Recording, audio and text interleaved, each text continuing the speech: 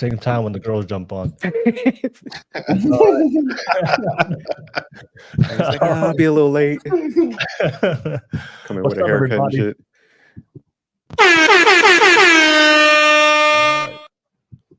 What's up, everybody? We are live. Oh, let me just go live on Instagram real quick. Give me 1 second. Oh, we're already live on Instagram. Oh, that's cool. I think Instagram updated. Hey, been live on Instagram this whole time when you're talking shit. Oh, no. That's when I pressed the button. But what's up, everybody? We are live. Welcome to another session of the Masculine Mind, where we focus on male masculinity, self-improvement, and purpose. As you guys can see, we have a full panel of fellas here tonight, and we have another great topic to discuss. As always, I appreciate you guys always tuning in to my live shows. If you see value in the content, you guys already know what to do. Smash that like and subscribe button real quick. Don't forget, this is a virtual pod, so if you do want to jump on, a lot of you guys reach out to me asking me, how do I jump on? Especially the ladies. If you're watching this on Instagram, a lot of you guys always react to my stories, asking me questions about male nature, masculinity, and your difficulty of attracting masculine men. This is the perfect opportunity for you guys to jump on and ask these questions and get real live feedback from us. So I appreciate you guys. Definitely come over to YouTube. The link is in the description. Click on that link and you'll be able to jump on the podcast as well. And as always, let's get that live chat popping. Manic, I see you on the live chat, but let's get that live chat popping. I know there's a lot of ninja watchers out there, a lot of creeps out there, but definitely come out your closet and definitely come on and participate and let me know your feedback. Always appreciate your feedback that you guys give on the live chat. As always, if you do want to share your thoughts and opinions, drop it through a super chat. I'll be able to put it on screen, read it out for you guys, and we can respond as a panel. And of course, if you just want to show some love and donate to the channel, definitely donate through a super chat. I'll definitely be able to give you a shout out as well. And then also just a shout out to Global Financial Impact, my sponsor. Definitely reach out if you need any financial services for life insurance, to set up a college fund, to have a financial plan for your future, to be financially independent, and to learn how to be your own bank, and also learn how to be an entrepreneur and start a new business and start to earn extra income. Definitely reach out to Savannah. Her info is in the description below, and she'll be able to take care of you. She has a great team with her, and they can take care of any of your financial needs and services that you may need for yourself. So shout out to Savannah and her team. But that's pretty much all my YouTube stuff. Thank you so much as always. I appreciate you guys always tuning into my live shows. Yeah, let's get that live chat popping, and we'll go right into it. The topic we're going to be discussing tonight with the fellas is how can men leverage to get more time on their way to building a family and success. All right, but fellas, as always, appreciate your time making your time to be part of tonight's podcast. If you guys don't mind, fellas, go ahead and give yourself a quick intro for everybody out there, and then we'll go ahead and get the pod started. I'll start with you, Prime. Prime, go ahead and give yourself a quick intro for everyone out there. Can you guys hear me? Yeah, you're coming in clear. So I go by Primate here on the podcast. My first name's Joe. Other than that, I'm a design engineer, software and design engineer. And, yeah, thanks as always for having me. All right, always good to have you, Joe, on the pod. We'll keep it moving. Pass it to you, Jerk. Jerk, go ahead and give yourself a quick intro for everyone out there. All right, I'm the sophisticated Jerk. You know, I'm in acquisitions, and my new career moving forward is going to be Fresh and Fit's mentor. You know, I'm gonna help him get into his life together. You know, get him into a good posture in life. So that's my new mission in life. That's why we call you the sophisticated Jerk. All right, thank you so much. Definitely appreciate you. I'll pass it to you, Damien. Go ahead and give yourself a quick intro for everyone out there. Oh, you're on mute, Damien. Hey, what's everybody? I'm Damien. I'm the OG of the crew, I guess. I'm a software sales manager. I run a sales team. It's always good to be on this panel with these fine young gentlemen. All right, thank you so much, Damien. And last but not least, Paulo, go ahead and give yourself a quick intro. Yeah, look, I'm Paulo. If you're new here, my professional life has led me down a pathway through construction, where I've started my career as someone who was completely lost, And in being lost, I found myself pushing a broom. And over a decade later, I'm negotiating contracts, 7, 8, 9 figures, is someone who is known in the industry as a construction manager. In my private life, I'm a father, husband, and essentially forever student of the human experience. So I draw a lot of my experience as part of how I make analysis for life in general, and how those experiences in itself correlates between your professional life and your personal life. So I'm looking forward to this conversation because a big part of my work in the last 7 years has been around the idea of entrepreneur and working with the day-to-day man. Part of my process is, part of my principle in my career has been very simple things, which is 2 simple things. It's people and process, and deriving a lot of that has resulted in this topic, essentially. How do we look after people who don't aspire to be entrepreneurs and just want to cater to their responsibilities and duties, especially as men? So looking forward to the conversation. I don't want to hold up too much time in my introduction, but Will, thank you for the opportunity, and I can't wait to get it to this conversation with these gents. All right. Thank you so much, Paulo. As always, appreciate you, fellas. As always, thank you so much for everybody tuning in and watching. Don't forget to like and subscribe. And of course, don't forget, it's a public show. So if you do want to jump on, the link is in the description. Come over to YouTube. If you're watching from Facebook, IG, Twitch, and X, come over to YouTube and you'll be able to jump on. So we'll go right into the topic, fellas. So how can men leverage to get back more time on their way to building a family and success? And I was pondering on this topic when Paulo, I know you mentioned it on our chat, and I was thinking about why is it important for me. I was just thinking about for me to leverage to get back more time on their way to building a family and success. So for me, it's real simple.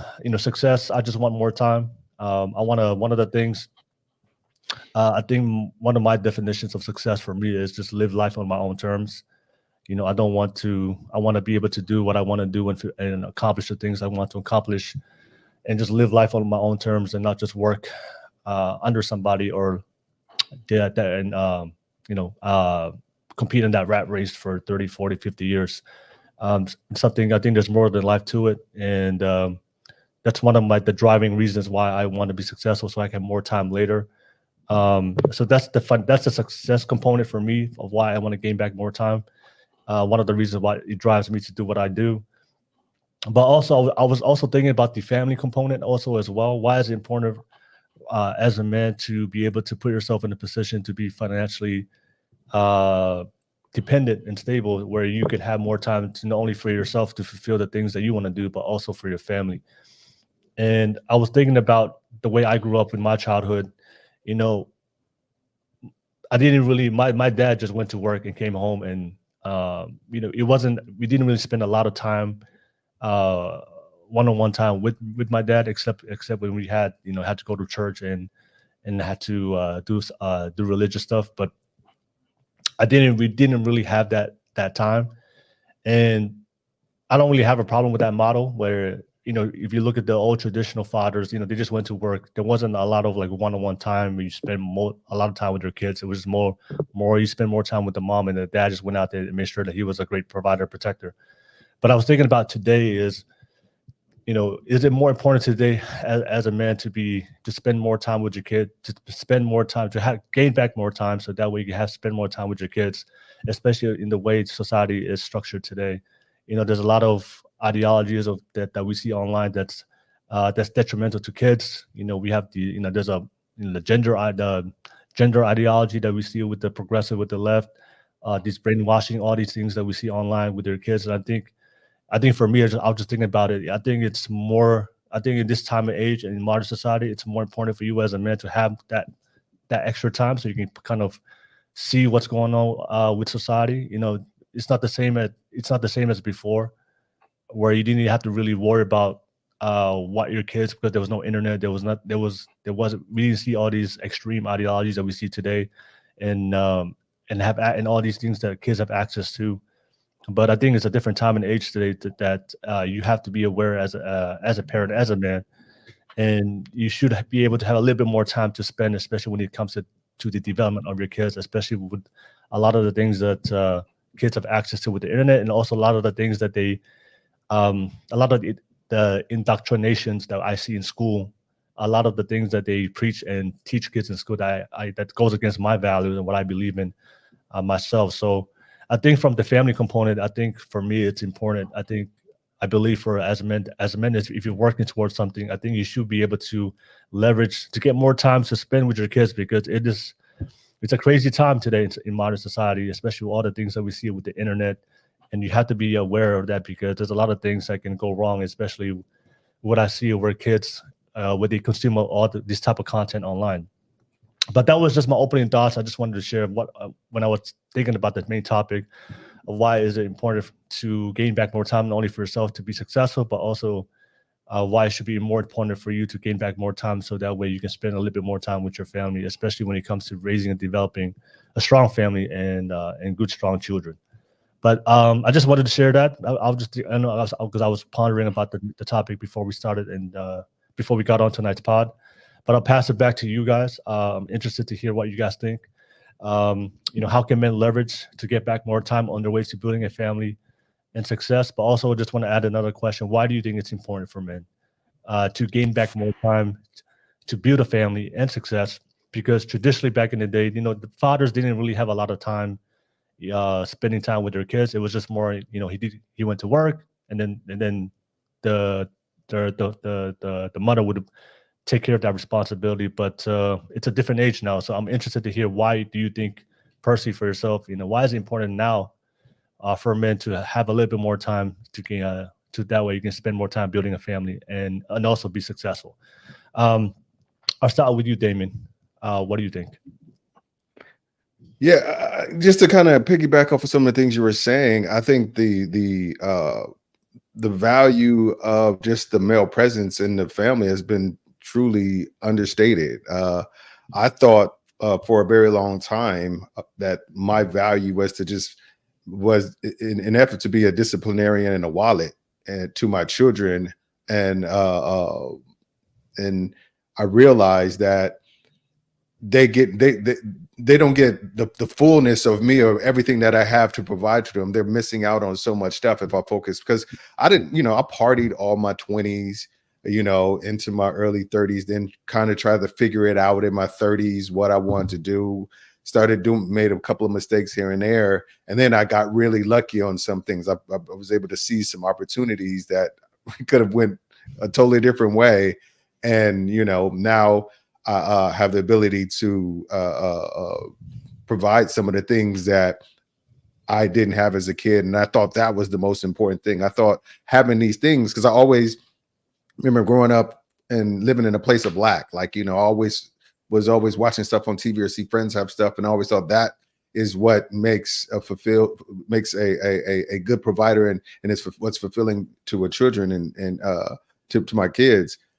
And then it started being like, I realized, I was buying them, like my daughter was playing soccer. I was buying the most expensive shoes with the best shin guards and stuff like that, but I never went to the game, That's the thing. It was just like, it became, because I would hear all these great stories and I'd ask my wife, hey, take a video so I can see it, because I was working. And I realized that, I was robbing them, like I said earlier, of some of the of just having the experience of having both of their parents there and showing up and giving them her support. And that's so gonna remember that. I realized she's not gonna give a shit about what shoes she got. She can remember that I was in the stands.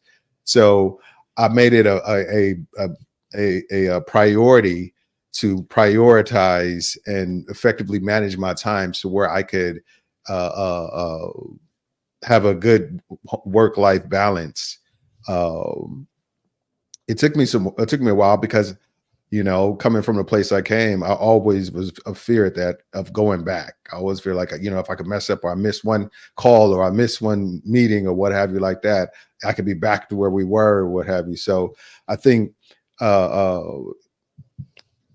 that was one of the things that I had to struggle with for a long time, is not the fear of making that misstep that was going to just like blow up our whole situation and we be back where we started. And, I'm in my mid 40s trying to start this shit all over again, but yeah, I've since learned in that just my presence means so much to my children and my wife, and my wife's appreciated. It just makes my family a lot happier. And I think that's should be every man's end goal, is to, ensure that their family are living the best life possible. And part of that is you being there for them. And, Vito Corleone said it the best: a man who doesn't spend time with his family can never truly be a man. And I take that to heart. I live by that principle now. All right.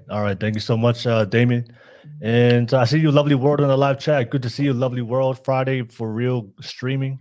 Never seen you here before. So I see you in the live chat. Thank you so much, Friday for real. Definitely get the live chat popping, y'all. But I'll pass it to you, Sophisticated Jerk. How can men leverage to get back more time on their way to building a family and success? And also for you, why is it important for men to leverage to get back more time when it comes to building a family? Yeah, no, definitely a great topic. Like you said, when Paulo posed the topics, this one definitely stood out because I think life, and Dame kind of hit on it too, man. Everybody thinks they're kind of invincible to a certain degree, especially when you're young. You're taking on a lot of risk. You're jumping out there, you're doing all this stuff. And then before you know it, time just flies by. Now you're like in your 30s, and, I'm in my 40s now, and I'm just looking back. I'm like, damn, like, just yesterday, it feels like, I was just like going into the military and stuff. So, I got a son that's 22 now, and I'm like, damn, man, I just remember being your age. So time management is just, I think that's what life is. You got to start managing the time. Some people do it better than others. And that's why I really love this topic, because like, how do you leverage that? It's just like, I know we're going to break it down later and start getting into details, but, for me, it was definitely stepping out of my comfort zone. And then one thing that I always did, when I saw somebody that like was good at multitasking and, had a good balance, like Damien said, because, just growing up, a lot of men just went to work. And I think you was even hitting on it, Will.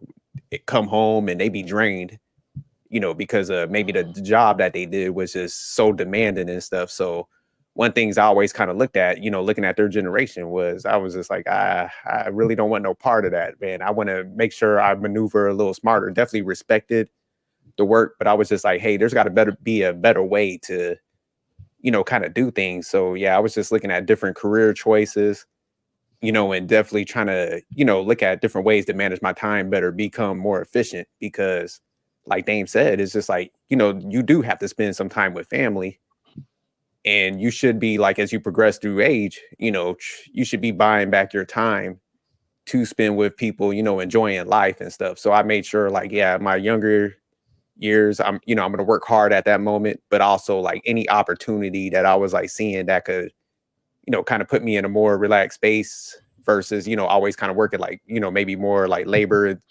jobs and stuff like that. So like I said, stepping out of my comfort zone, talking to people like, hey, what do you do as your job? I seen somebody dressed up in a suit. I started humbling myself. Like, let me go up there and ask them what they do. I'm not coming up there asking for money, but I just approached them in a tactful way. Like, hey, excuse me, I'm trying to fix myself.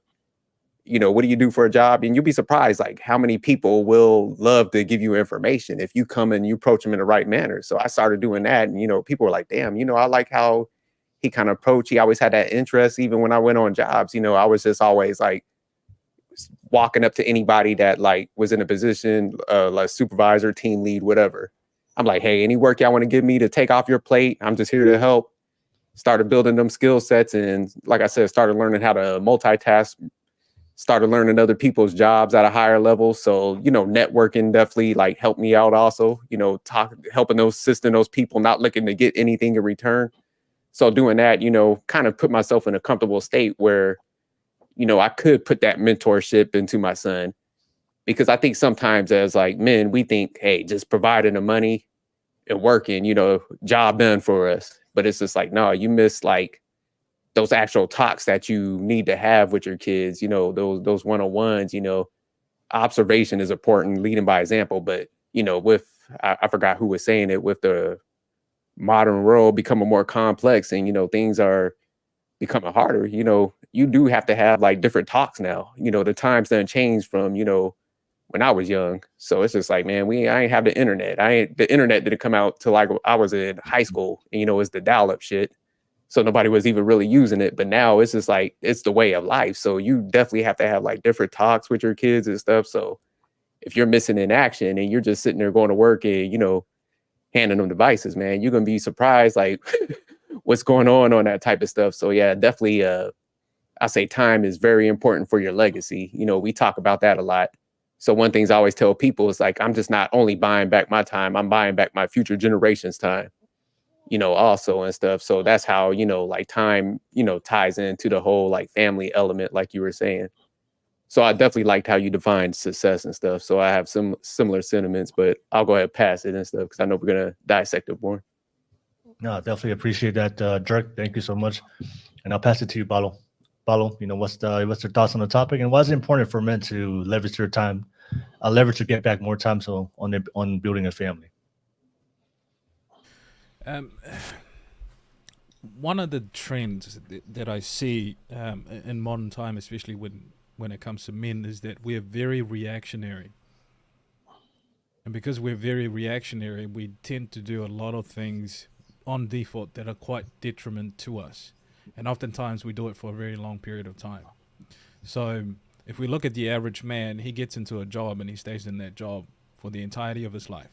Never learns how to leverage the skills that he's developed. So one of our earlier conversation in the masculine mind was developing a framework of understanding when to scale and how to scale.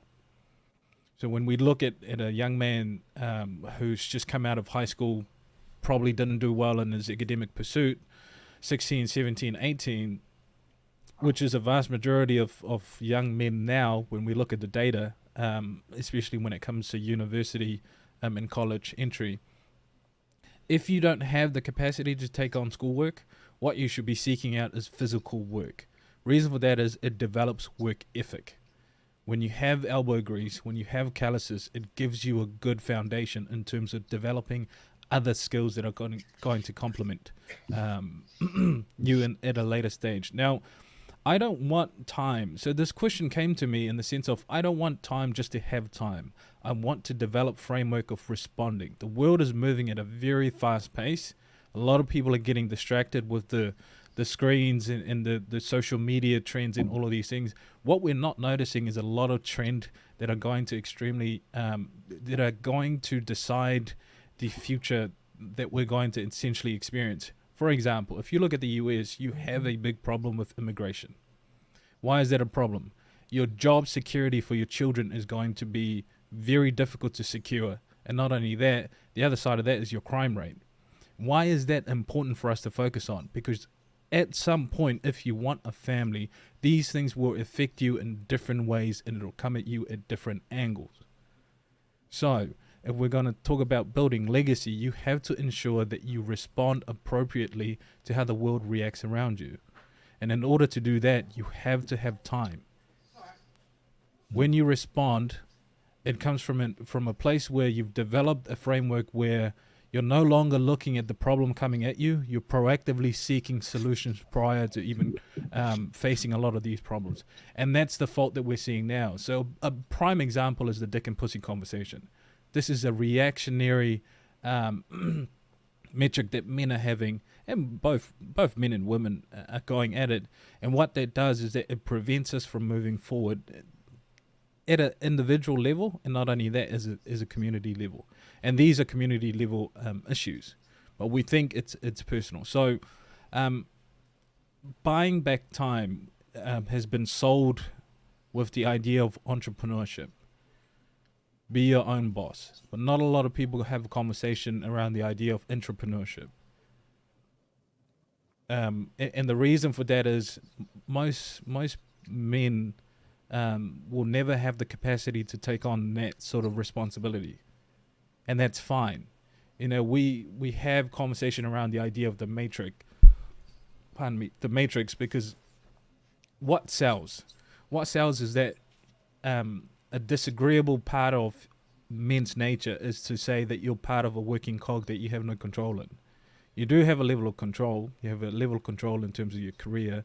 You have a level of control in terms of your attention. So if we're being bombarded with information and we're always reactionary, it's going to set us up in a very detrimental way when it comes to responding to what life brings our way.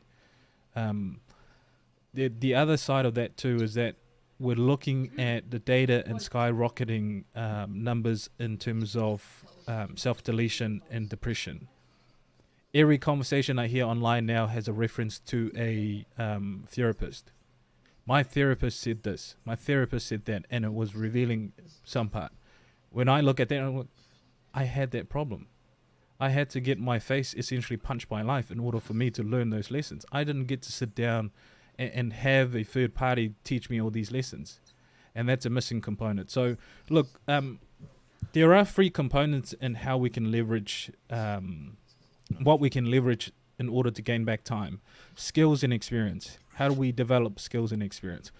Almost every man in the workforce have understood a simple process. In order for you to develop your skill, you have to spend time, you have to spend effort, and not only that, there has to be some enthusiasm behind it. That's a very simple framework. The other side of it is time. Skill and time put together is experience. And why is experience very important? We have to look at the things that we're developing in terms of skills and understand that there are efficient way of doing things. Just because you can run into a wall 20 times and it falls over doesn't mean that's the only way of addressing putting a wall down. Maybe use a hammer, maybe use a digger. So we have to be resourceful in terms of how we look at problems, and what's lacking in terms of us exploring those additional elements of looking at the same problem. Time. We're missing that very component. Most men wake up, go to work, come back home, they're tired, and they don't have additional time in order to leverage. So we can develop a lot of these things because a lot of it is already in motion. The fact that we're putting time into a workforce that we've spent 5-10 years into means that we have essentially we have the basics. The other side of that is networking. You have to network. It is the bloodline of any capacity for success. If you do not network, that makes it 100 times even difficult to gain back at least sometimes. The reason for that is you can exchange skill for skill. The fact that I'm a builder, I can exchange my time building for someone like Joe who can develop me a website or an app. Joe, look, if you're looking to renovate your house, I can increase your equity. Let's exchange. You build me this app or you build me this. So we have to look at value proposition in that way. And the only way we can do that is by leveraging things that we already have up our capacity. And there's an important component that Jake was speaking to.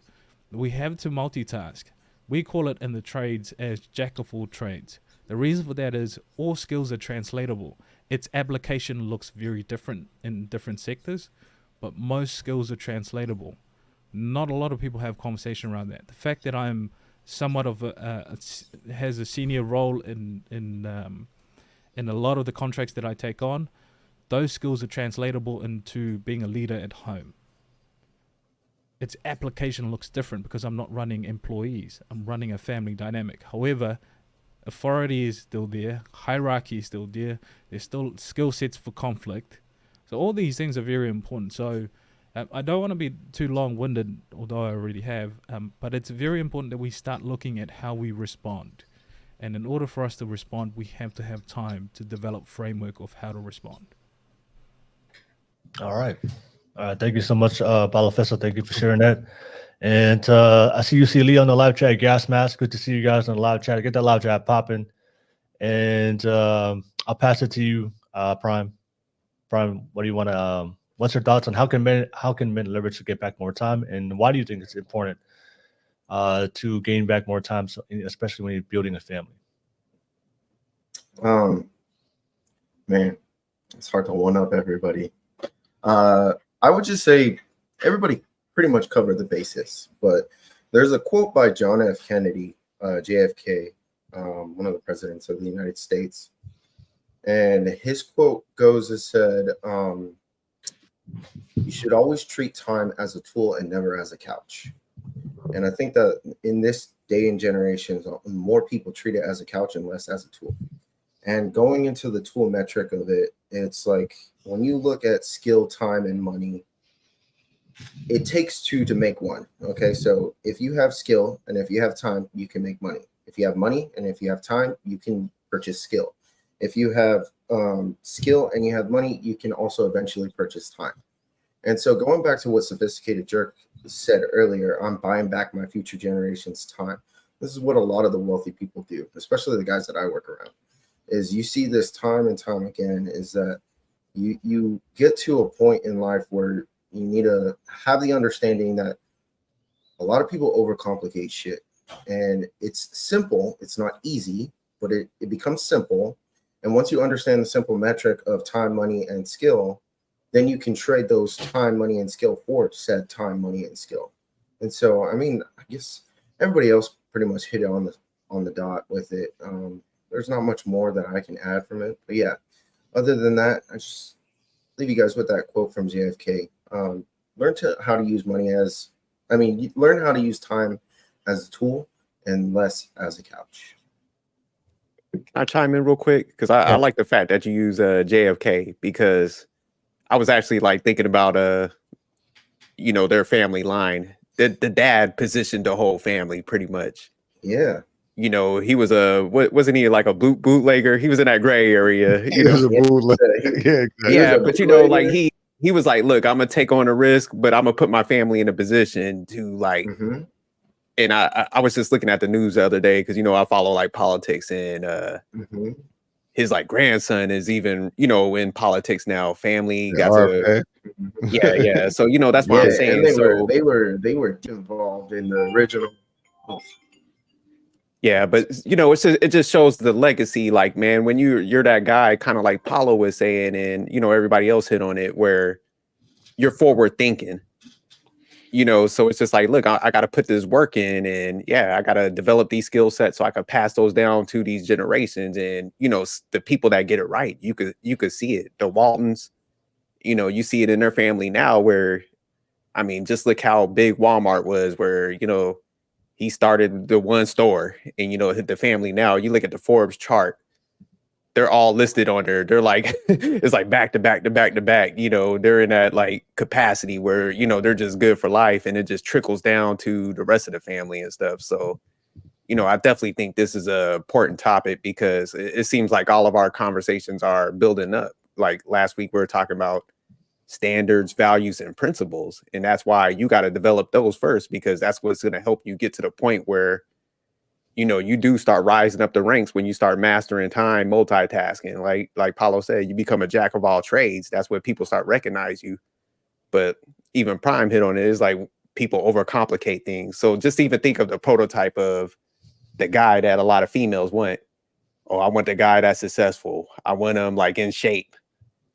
So all this shit that they're mentioning takes time. Like, you're just not going to go in the gym, look at some machines, and your six pack's going to start forming. That takes time. There's discipline with that. Work, that's like 8 to 10 hours that you're doing. So it's like when you start adding this up, you can see why it's so rare for that type of guy that a lot of people want, because of all the time that goes into that. And you do have to master things, because it's like, even with the work and you want to hit the gym, it's like, okay, I still got to spend time with my family. I still got other obligations. Like, I go to church too. So when you start looking at time at a spectrum, this is like, man, there's not a lot of room for error, mistakes, and, just like wasting a lot of time and stuff. So that's where, like, you see a lot of people that's not like, excelling. They're just, like I said, they kind of give up in certain areas and capacities of their life and stuff. So now I like what everybody was saying. Yeah. Thank you so much. Yeah, I think that's a very important point, Jerk, that you brought up, is that this is a part 2 to a conversation that we've had prior. Part 1 is that you have to develop a foundation first, which is the idea of value systems and standards. If you do not have any of those any of those as your foundation, there is no point to developing any other skills. And the reason for that is you will get to a point where you have all these things, but deep down, and this is why we're seeing a lot of people who don't who seem to be successful yet have no identity. People who have conversation around happiness when they're successful. Not knowing or understanding, the fulfillment in terms of pursuing these things. It's not so much that we're looking at wealth as in, oh, I just want to be filthy rich and get to spend my time in the Bahamas. We're looking at this conversation at a much deeper a level, I would say higher level, analysis in the sense of legacy. What the hell does legacy means to a man? Is it the fact that you have biological evidence on this earth, or is it in addition to that we're passing on valuable skills, we're passing on valuable resources to the generations that we're trying to at least cultivate with the idea of standards?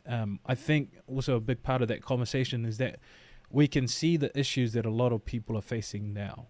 And to a certain degree, we've been privileged enough to be in a position where we have escaped a lot of those problems because we've developed simple framework that we were able to build upon. And those frameworks starts from standards and principles. Yeah, I just wanted to add on to I think it was you and Paulo and Prime. I think at the lower level, most people, the average, the day-to-day guy, is leveraging their time in order to make money, to get a paycheck, and then in order to get that time back, based on the formula, based on what you guys addressed, we have to be able to leverage our skills and our network, and to be able to get that time back. And I think that's something that a lot of guys don't understand, and then have to switch that framework in their mindset, because most of the time, what we see growing up is just our parents clocking in, clocking out, clocking in, clocking out. So for most guys, that's their mentality when it comes to making money. The only way I can make money is to leverage my time, go work at a job for 9, 8, 9, 10, 12 hours, and then I get a paycheck. But I think to get to that next level is you have to understand that leveraging your time is not the only way you can make money. You can leverage your skill set, you can leverage your network, you can leverage assets, but that involves you starting a business or starting a service. So I think that's when you get to that next level. And I think for a lot of us, even for myself, when I first came to this country, the only way of making money was just get a job and just leverage my time. But then when I started looking into it, to people that did be able to have that life where they can live life on their own terms, which I made defined my definition of success, was they realized that time is not the only thing they can leverage. It's kind of they can leverage their skills, they can leverage their experience. I think something you shared, Balafessa. Oh, they could leverage the assets of what they have, but that's still involved in them going through that development stage and then putting in that work for a couple of years to develop that skill. All right. So, and I think that you, Balafessa, shared on the podcast before earlier, and I think you also mentioned, we have to get out. We have to put in that work in our 20s. In our 20s, we have to grind and work your ass off, and to develop those skills, to develop that network, or to save money, to build some assets, and then you can leverage that later on to get that time back. But you still have to put in that work for a couple of years to go through that stage. And I think I was just digesting everything you guys said, and I remember the moment when I was able to start earning more money, but also getting a lot more time back, was when I realized for myself, it's just trading my time to make money wasn't the only way for me to make money. There's other ways you make money. Is your experience, your skills that you develop along the way, and also your networking with people. If you're really good at networking and really good, have a good, you're very charismatic, have a good personality, you know how to connect with people. That's also something that you can leverage. That's what that's saying. It's not what you know, it's who you know. So yeah, that was just something I just wanted to add on. And also something to what Dirk said was that you respected what your dad did for you to provide and protect your family, but you understood that that's something that you wanted something better. And I think, absolutely. Yeah. And I think a lot of us, a lot of us have that same mentality, that we saw what our parents did, but then oftentimes for a lot of people, they either go through the same thing, And I think a lot of times, just for a lot of people, it's all they know. And to go, I think for a lot, I think for a lot of people, they're just afraid of going to that unknown territory or trying something new, or taking that risk. It's easy, it's comfortable just to repeat what your parents did because that's all you saw growing up. But try to break something or try to do something that you never saw growing up, or you never saw anyone in your family succeed, whether it was going to college or starting a business. When you never saw anyone in your family go to college and start a business, or if you learn a certain skill, you realize having this conversation was, if you're consuming this content and understanding, you know what, I can learn a skill, I can leverage my skill, my network, and also my experience. Even though you never saw that example growing up, it is going to require you doing something brand new outside of your comfort zone and going into something that's foreign. It's going to be a foreign territory for you. And I think that stops a lot of people. But I think for me, it was just, I just saw the outcome of what I really wanted. I just didn't want to live the same life my parents did. And I just want to live a better life. And I think I saw the outcome, I understood what I wanted, and I went for it. And I think I think that's a question a lot of people never ask themselves, like, what do you really want in your life? I think that's a question people don't really often ask ourselves, because most people just I think are reactionary and just go through life going through the motions, and just taking it day by day instead of looking for the future. Like, what do you really want 5 years from now? Like, what do you really want 10 years from now? Or what do you see yourself in your retirement plan for your future? And I think a lot of people don't ask themselves and have that long-term thinking and ask themselves that question. And I think if you really take some time and to write down some goals for yourself, like, where do you see yourself from 5 years from now? And where do you see yourself 10 years from now? Then you can really understand, you know what? This is my plan for 5 years, 10 years, 15 years. And then that allows you to kind of understand that what you're doing right now is not going to get you, it's not going to get you to 5 years from now. So you're gonna have to try something different. And I think that's something I just realized for myself is growing up as a kid. If I do everything the exact same way my parents did, I'm gonna get the same outcome. So it is gonna require something different. And then once you have that mindset that you're open to change, it'll be easier for you to try something new and kind of go out your comfort zone or your circle of friends or any limiting beliefs that you may have about yourself. But yeah, kind of think about what you want. I mean, I'm just kind of sharing my process, because when you guys sharing all these things, and when I was a young man, I'm trying to figure out myself, and then when I was just working a day-to-day job, my first job was I was working at a pizza shop, just making pizzas and making some tips, and that could have been my life. For the next 30, 40, 50 years. It was just.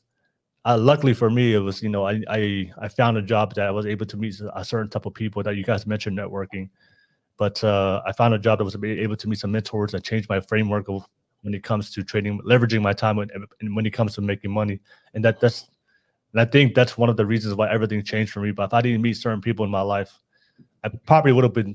I don't know. I don't know for sure, but I don't know. I really don't know how my life could have changed because there are certain people that had a big impact of the way I thought about money when it came to success, and that changed my life forever. But I just wanted to share that. Yeah, I agree. It's like Jerk said something that's really important about asking people and talking to people. I was like, you always got to be curious and be open to new things without being reckless. And it's difficult. That's a fine line, because some people want to jump on every opportunity that presents themselves because it just seems like the quick way into a different life or a different or the quick way to make money. Like, just to kind of piggyback off what you were saying, I got out of the military. I didn't know what I was doing, what I was going to do. I got a job selling cars, and then I work my way up to like a sales manager. And then one of the guys who was working for me on my sales team, his family had a history in the restaurant business, and he was looking for investors to invest in this food truck he wanted to buy. And I don't know why he'd make great food and bring it for lunch on Saturdays. I thought the food was spectacular, and I was like, I went to my wife and was like, I want to invest in his truck, and she was like, you want to invest in a food truck, and I was like, yeah. And so I invested in his truck, and then he ended up doing really well. We had Nancy Pelosi like went to his truck, and then she got a big write up in the paper standing in front of his truck, and then I invested a little bit more money, and he got another truck, and that went. We were able to like do stuff like we bought a few properties or what have you, and then we were able to leverage some of that to buy more, what have you, and it just that's the kind of stuff that if I wouldn't have been asking questions, I wouldn't have been inquisitive and open to those opportunities would have never really presented themselves if I didn't try to like seek it out. Because like when I heard my ex-partner say he wanted to do that, I was like, well, what does that entail? You know, what does it mean? What do you need to start it up? And he, you know, what does a plan look like? You know, and it's something that, and I did some research of my own to see, you know, what they could make or what have you. And it just comes to a point where it's just like, if somebody would have told me from where I grew up that I was going to leverage working at a dealership to be part owner of this food truck company, and then a minority owner of this food truck company, and then buying some properties, and then take that to leverage to where I was going to end up running a sales team selling software when I could barely program a computer. It was like it would have blown my mind, and I thought they would think they were crazy. I think you need to always be curious and open to new opportunities, but you don't have to be reckless. You can do your due diligence. You can you know, figure things out. You can talk to other resources and make sure that the movement that you make is it's on solid footing. But yeah, Jerk said, you got to talk to people. You got to be open, and you got to want these things. You got to want to kind of control your destiny in the direction of your life. Because I actually thought I was going to be one of, just like you, was going to be one of those people. Because both my parents were wage slaves. They basically worked their jobs until they were 65. I think my dad even worked his, he was almost 70 when he retired and what have you. And now, you know, I don't have to be like that. I can be different, you know? So I think that's important in really, that's why I really like what Jerk said about like talking to people and being humble in yourself. Because a lot of people think, you know, oh, I can't talk to nobody. Oh, what I look like, you know, to coin a modern term, I don't want to be dick riding, you know? And it's just like, dude, you gotta humble yourself in order to really put yourself in a position to be helped to propel yourself. And yeah, I like that you said that, Jared. And just to kind of double down on that, because, you know, when you come from like certain backgrounds and cultures, because I like what Will was also saying too, where, you know, I think sometimes, man, we're scared to kind of buck the system and stuff because it's like how it's going to be perceived to everybody else. Like, you know, they'll be like, oh, you're code switching, whatever dumb shit that they come with. And yeah, for a while, I thought I was just like messed up, Dame, because I'm always like, I was curious for like knowledge and stuff, like figuring out stuff. So yeah, for a while, you know, people will always give me pushback, man, you're always like trying to learn something. And when I started to realize I was different and that was the right way to go, like you said, it started exploring. But I think a lot of time people think like everything is going to be linear, like things are just going to land in their lane. And I like what you were saying, Dame, because it's just like, you know, once you make that first initial step to like step out of your comfort zone, it's just like everything just kind of trickles down. Like you said, you meet somebody else that got something. Now you're tied into that, and now you got like multiple lanes that you're kind of tied into. Like you were saying, you're like you got the real estate, you jumped into software and stuff like that. So that's how it. I mean, I'm gonna do from the projects. I think I posted what the projects I started in. I'm gonna do from the freaking projects. I'm no better than anybody else. I like to talk to people, you know, that's all. And that's the thing that I think that mere fact could help me go a different way from everybody else I grew up with. No, facts. But there's one comment Kasim put in there, and I like what he said. He was like, in order to get time back, you have to be more efficient in all things you do. It takes practice, discipline, and some selflessness. So I definitely agree with what he was saying, because I think he's hitting on that. And Kasim, he's a pretty solid guy, like definitely successful and stuff. With some good stuff. Yeah, shout out to Kasim.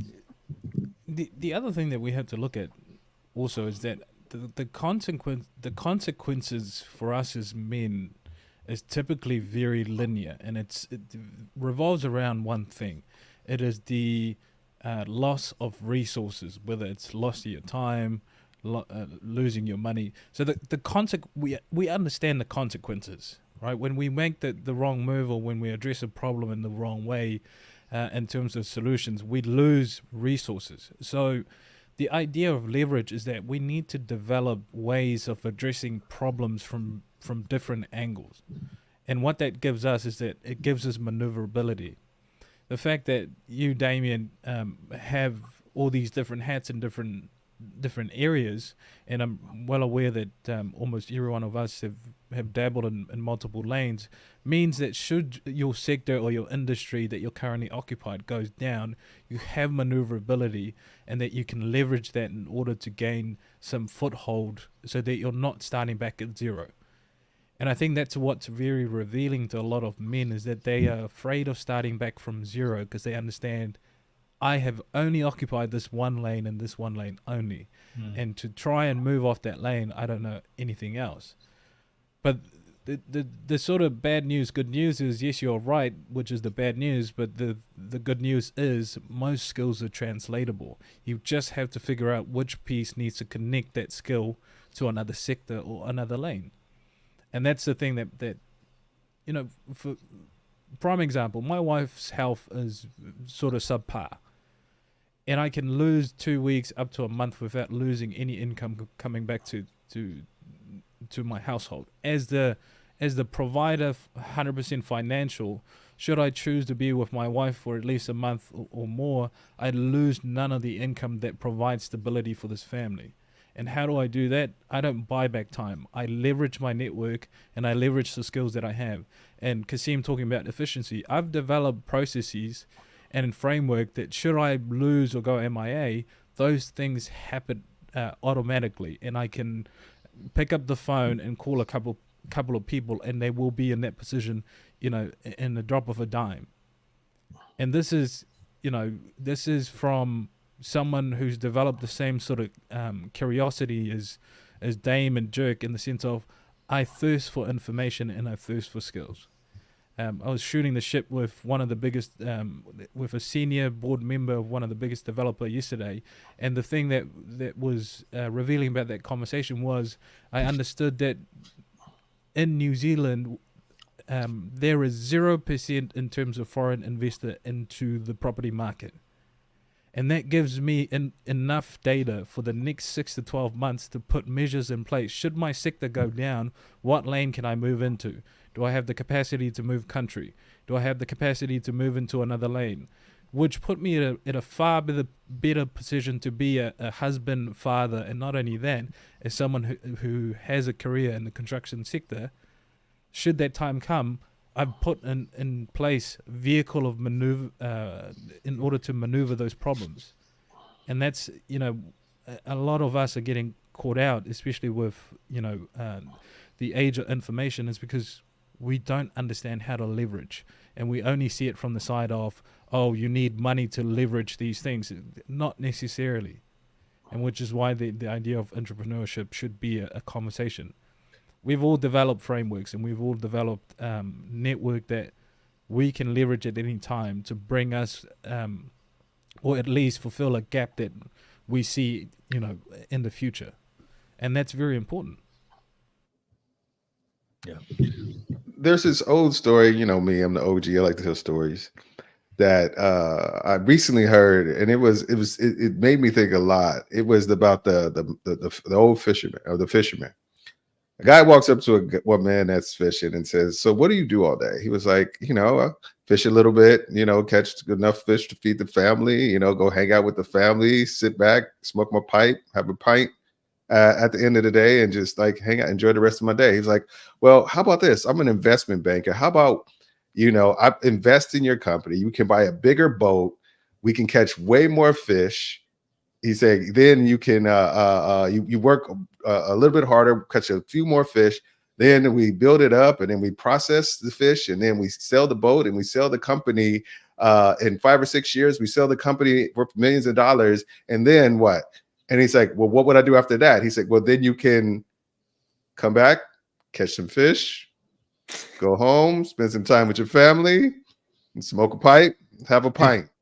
He was just like, I think that, but I think that the moral of the story is, it's like, is if you find the lane to where you can effectively leverage and manage your time to get the things that you want at it, and you can be content with that, you don't need all this other shit. You don't need to do more than necessary or overthink it to just do the simple things that's going to bring you the most joy and the most bring your family the most happiness. And I think that's what happens. A lot of men are big at overthinking these things to where they feel like they have to do all this much just to get back some of the things that they could, or some of the time they could have had if they would have done things just a little bit smarter, or was a little bit more concerned with the things that actually matter long term.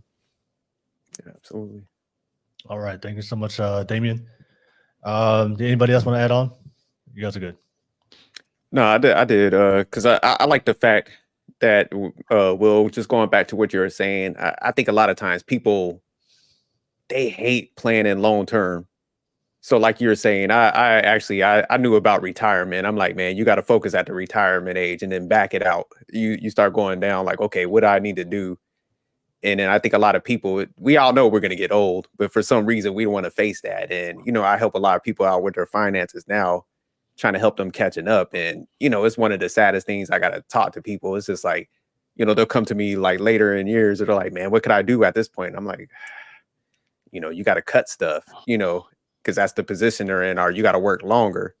So I definitely like when you said a lot of times, yeah, that's what's catching people up now, is just thinking long term. And Paulo also says something too, where it's just like, we see it playing out in the news now. And I know in the Bay Area, there was a lot of like jobs shutting down, banks and stuff. So it's just like, you never know when that moment can happen. So if you're not sitting there, you're not planning, and you're just thinking like life is always going to go on, you're going to get caught off guard. So yeah, you definitely got to do long-term planning and, kind of live and put contingency plans in place. Is like, just in case, if this happens, can I get into any other lanes? Can I pick up another like side gig or something?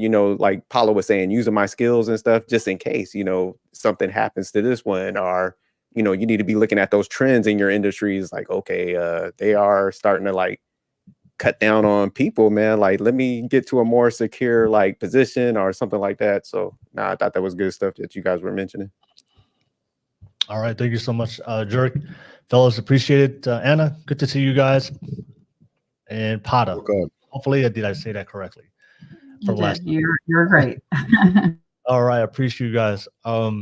Yeah, we're discussing tonight, men leveraging their time to get back, to be able to get back more time so they can spend more time building a family and relationships with themselves and their partner. So I know we live in a time, depending on where you live. I don't know. I'm from San Francisco, so I know the cost of living here is pretty expensive. I don't know where you guys are living, Anna and Pata. And I think for most couples, they have to work either one job or 2 or 3 jobs just to make sure that they can survive and take care of themselves and their family. But sometimes when you're working all the time, that can be a cost to not only raising children, but that can be a cost to your relationship. So what are your thoughts about, I think we were just discussing how important it is, especially if you, as women, if you guys want a provider, a protector, a man that can take care of your family, how important it is for you to be able to be with a man that can have a plan for him to be able to put himself in a position successfully to leverage to get back more time to spend time with you, but also get back more time to spend time with the kids, and building a successful family, and building a family that you guys can stay together and be healthy. Because realistically, if you look at statistically in America, most families are breaking apart. Most people are getting divorced, and most people are working, and most of the divorces come from the lower tier socioeconomic families, people who don't make a lot of money. So finances is a big reason of when it comes to divorces. So, we share from the fellas, from the importance of that. I just want to hear from the female perspective. Carmen, good to see you again. Good to have you back on here, Carmen. All right, the Hall of Fame member for the Masculinity, representing the females. So thank you so much, Carmen. But yeah, I mean, I know it's something that a lot of people don't think about. But I think Balafesta mentioned something before. I think most people are reactive, not only in life, but also when it comes to planning relationships. I think most people are not proactive to plan things out, to prepare. This is the outcome we want for our relationship. This is the outcome we want for our kids. This is the outcome of the type of quality relationship and intimacy I want with my wife. Let's plan things out and put certain frameworks and processes in so that way we can have the best success when it comes to building a family and relationships. So I'm interested to hear what you guys think about that from the female perspective. So let me start with you, Anna. What do you think about that? I think it's really different because if you forgive my voice, I think I'm losing my voice, but it's really different. Like if I look at like my grandparents' relationship, for instance, I feel like it was planned out a lot differently. Things were a lot more traditional back then for them than it is here now. So planning this stuff out really, really helps. It takes a lot of work and time, but you're going to get out of that relationship what you put into it. So I know for me, that's a huge thing, having someone be a provider, not just because it's all about money or anything like of that sort, but because it also tells me how much that person is willing to work at the relationship and put in. How much value do they think I'm worth providing for? That's huge right there. That tells me a lot about what that person's going to think of me. And as the woman, I feel like it's my job to come full circle and support that man and what he's doing and encourage him and try to build him up, try to help him in whatever way I can. How can I help you be a better provider? Because then it's going to come full circle. It's about supporting each other. And so I think it's really, really important. I think a lot of people don't necessarily plan for it. I think we live in a hookup culture and a dating culture. And when you have dating apps that make everything just so quick and so easy, you get people swiping on Tinder or Hinge or Bumble or all these other apps. And they're not really taking the time to say, hey, what do I want out of a relationship? What am I going to put into that relationship? Am I in a position in my life where I can give to that relationship? We don't have as much thinking going on, I think, as there used to be. And I think that probably does contribute to the divorce rate and just how things are going in relationships. It takes a lot more work. Oh, yeah. Thank you so much, Anna. I appreciate that. Definitely a good perspective. Pass it to you, Carmen, and I'll come to you, Pada. Carmen, we're just talking about men making sure that they can leverage their, put themselves in a position successfully so they can leverage time and to spend time more with you, to leverage time to spend time building a good family.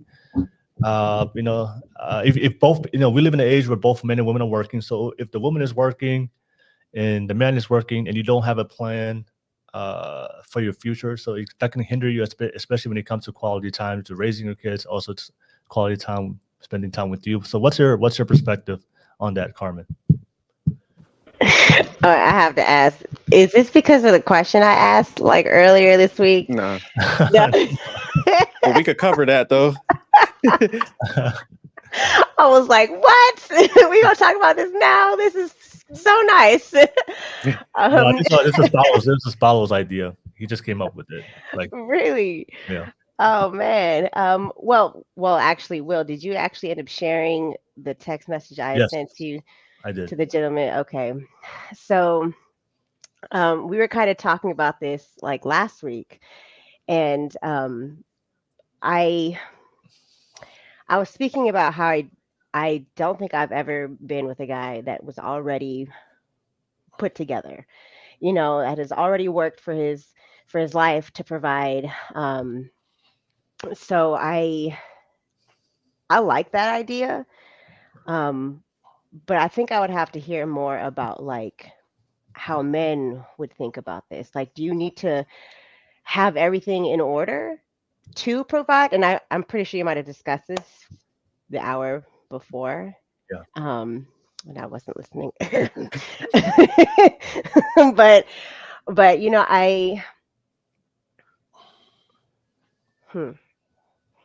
sometimes when you guys ask me this, Carmen, can I ask you something real quick? Go for it. Yeah. So, what kind of changed your mind on your position? Because last week you were like, I'll build with him and stuff. I was kind of looking at you crazy, like. Right. So this is why I asked Will. Did you send the text? Because I Yeah, we saw it. I reneged that, and so I only speak on experience, because that's all I really have, right? Because you don't know what you don't know, right?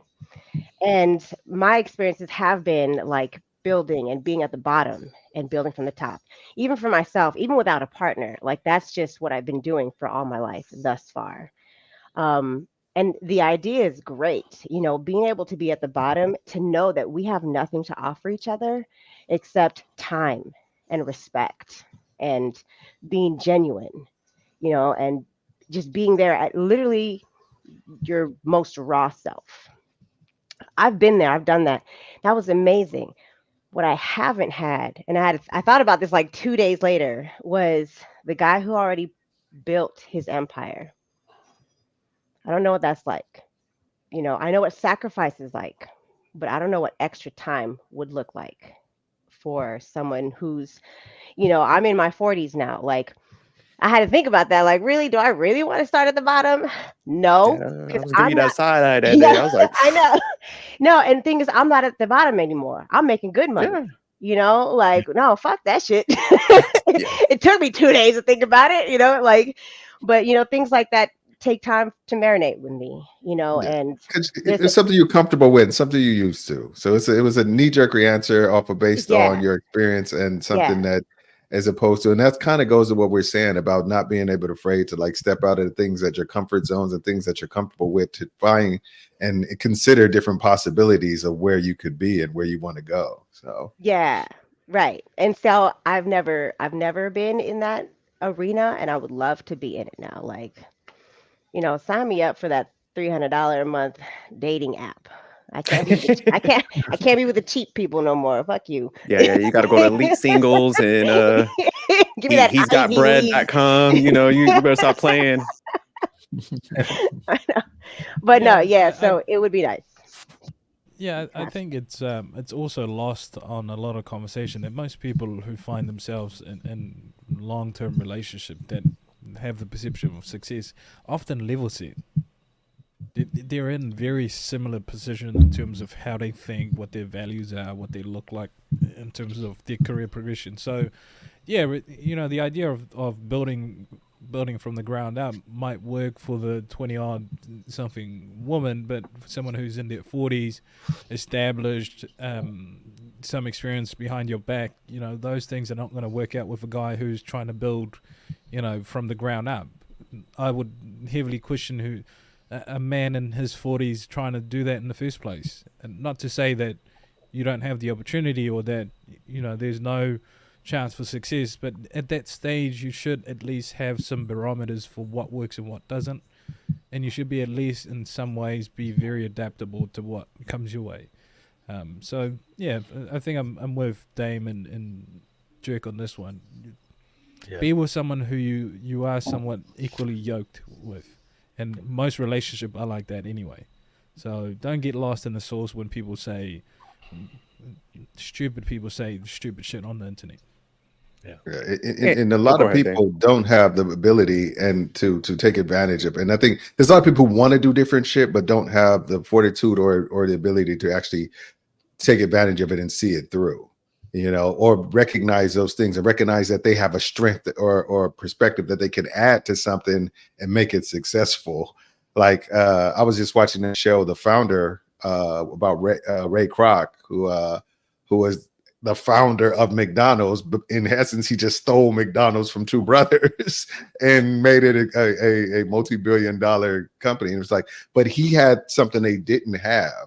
He had the ability to see how his experience and the way things could expand upon this idea and make it something great. And he took advantage of that. And now he was almost 50 years old when he did that. So it's not necessarily, hey, this guy's 40 years old and he sees this opportunity. He has to really say, okay, has your experience given you the insight and ability and the stick to it enough to see that to a successful end? There's a lot of people like, I want to switch jobs, or change, or they want something different, but they just don't have the desire or ability to do so. All right. Thank you, Damien. And go ahead. Oh, I was just gonna say to Carmen, you know, you said something that was like important. You put in the work and you know, you built yourself up. And I think that's the important thing. Cause you know, a lot of times like you'll hear people say, I want this, and they're not even, you know, in that arena because they didn't put in that work. So yeah, nah, you definitely if you're aligned with that, you did the work, you should go after somebody that's in that similar capacity and stuff like that. And I think sometimes what holds female back, sometimes I was just having this conversation with one of my female cousins, and I was telling her, I was like, man, y'all have I think a lot of times when you guys are talking and stuff, you guys feel like you gotta please everybody to a certain degree and make everybody happy. Like you guys operate out of niceness. And then it's just like, no, if you put in that work, like get somebody that's aligned with you, you know, that growing with somebody that's for the 20s and early 30s. But yeah, when you start hitting 40s, nah, you man, I'm messing with somebody that got their shit together too. So yeah, definitely go after it. All right. Appreciate it. Thank you, Jerk. But I'll pass it to you, Pata. You know, what do you think, what do you think about, being with men that can make sure that they can work and get back more time with you and spending more time with the family? Or just, traditionally, back in the day, people just work, and especially today, people just work and there's not really a lot of time. So what do you think about that? So I was watching the show before I came on today, and essentially all of the topics that you all were talking about in terms of like what men do, I'm like sitting here thinking like, well, I do all those things. I did all those things. Like I explored entrepreneurship. I've basically held my own. I'm a single mom and everything. And I don't know. I'm just recently kind of like within the last year or so, kind of figuring out that I as like, a woman and everything, I guess I haven't been leading a life of intention. I've just kind of been doing what I need to do, holding my own, which has also,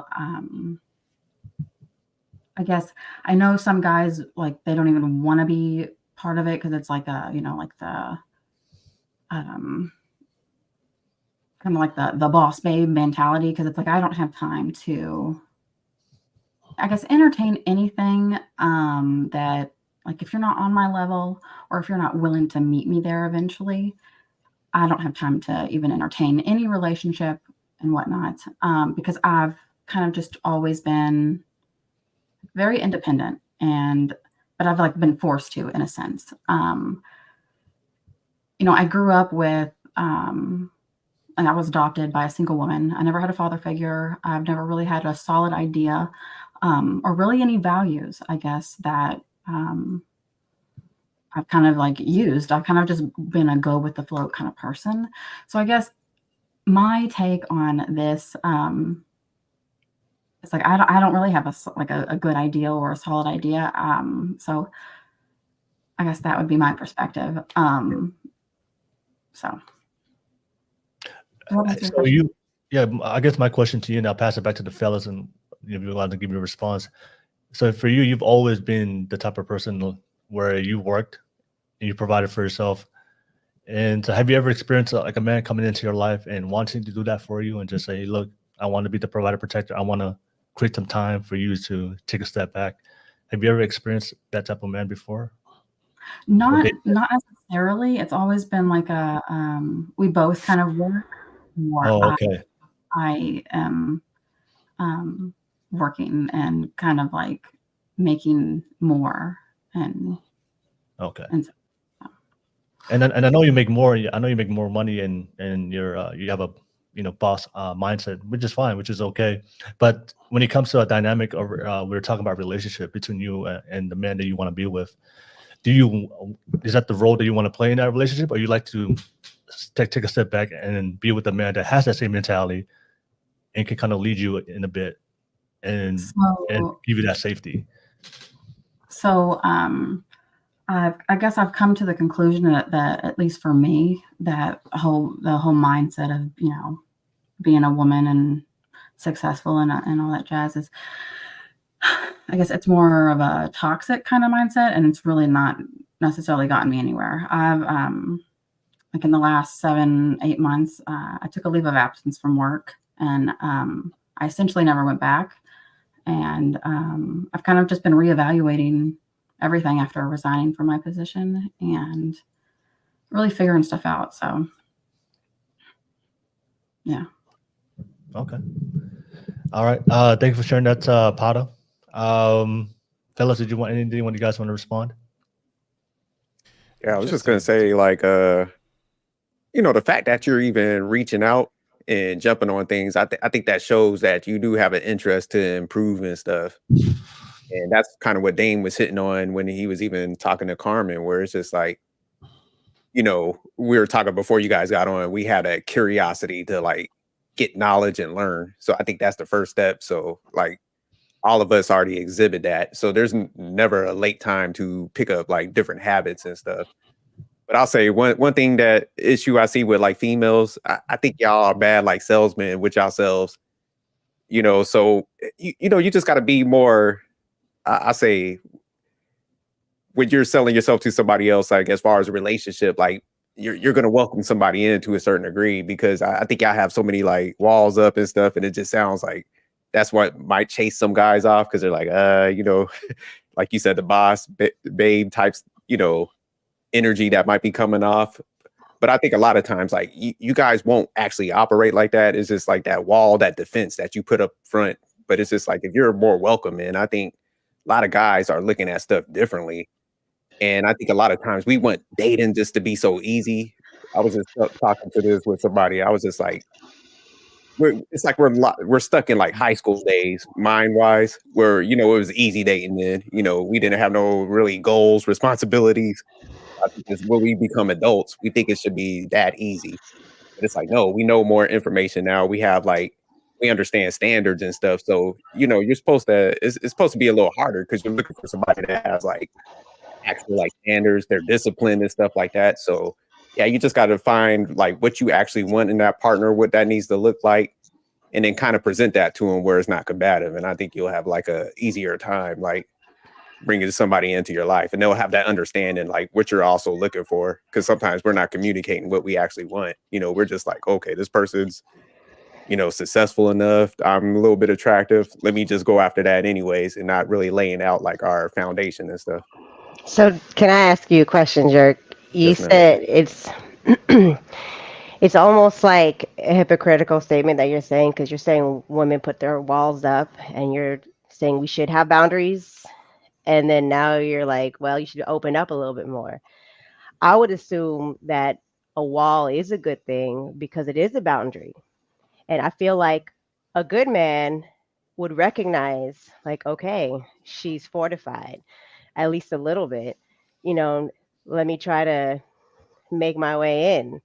And to not make it that easy for the F boys, you know, that are Oh, no, walls. definitely. standards are two different things. You're getting Yeah, yeah. standards So and walls confused. I think standards are the Yeah. things that go ahead, Professor. He's going to say very eloquent, so I'll let him go ahead and say it. There's a difference between having boundaries and being approached, being approachable. So that's what we're trying to delineate, is that oftentimes you have your boundaries and also very unapproachable. And that could be the difference. The other thing I really wanted to have a conversation around too is that oftentimes your temperament would filter out your complete opposite. So you say, so for Pada's instance, you're someone who you've done a lot of the things that we describe, extremely adaptable. You found your way through life, and you've sort of liken it to how a man should be. Oftentimes your temperament would filter you for the complete opposite of who you are, which is what I'm hearing is what you want out of a man. So being aware of that, and not only that, Will and I have conversation around women who are in the world that are competing with men. You have to ground yourself, because grounding yourself means that you have to do things that brings you back into what makes you feel like a woman, because that helps alleviate your confirmation bias. It helps alleviate the way you look at potential suitors, and it'll give you a good grounding in terms of what to be looking for. This platform that Will has created has been echoed that women like yourselves often find men who are what we consider weak, who want to be pampered, who wants to sit at home, don't take no leadership role, tend to look at you for those kind of things that you women look at men. And that's not necessarily true in the sense of that's how men operate. It's just that your temperament have filtered those type of men for you to be attracted to. So the earlier point, Carmen, is that absolutely have your standards, but you also have to be very approachable. Smile, have conversation, and should the envelope be pushing, like, hey, I'm not that type of girl. I understand we're enjoying our time, but these are the things that I'm not going to negotiate with. And that's a very approachable way. The idea of resting bitch face is very real, and that oftentimes the deterrent for a lot of guys who potentially look at you, wow, she's a very attractive woman, but she's giving off bitch vibe, that she doesn't want to be approached, and that's the difference. Yeah, so Carmen, like a lot of times, like y'all be having that look on y'all, like, why the hell, like even when a guy come and talks, it's like, why are you talking to me type of thing. But also when I'm talking about standards, is like what happens with a lot of females when that guy does y'all dirty, it's almost like you cast that on all men. And if you be honest with it, it's almost like, you probably might have selected bad. So instead of like dissecting, like what was the issue with that guy, maybe he was undisciplined. He wasn't good with time. He had all those flaws, and kind of, looking at those red flags and stuff. And then, say like you go out on a date with a guy, and then you have to have some questioning to get to those like red flags or those flaws that you saw in that guy. You guys almost like, if you get in that bad relationship, you just almost like put all guys in that category. So that's what I'm saying. So it's good to have boundaries, but they have to be actual things tied to it. Was like, okay, my last guy, now that I look back at it, he was undisciplined. He had this flaw, he had no spirituality, whatever, So now if I'm talking to this guy, I need to ask questions. Okay, what does your schedule look like?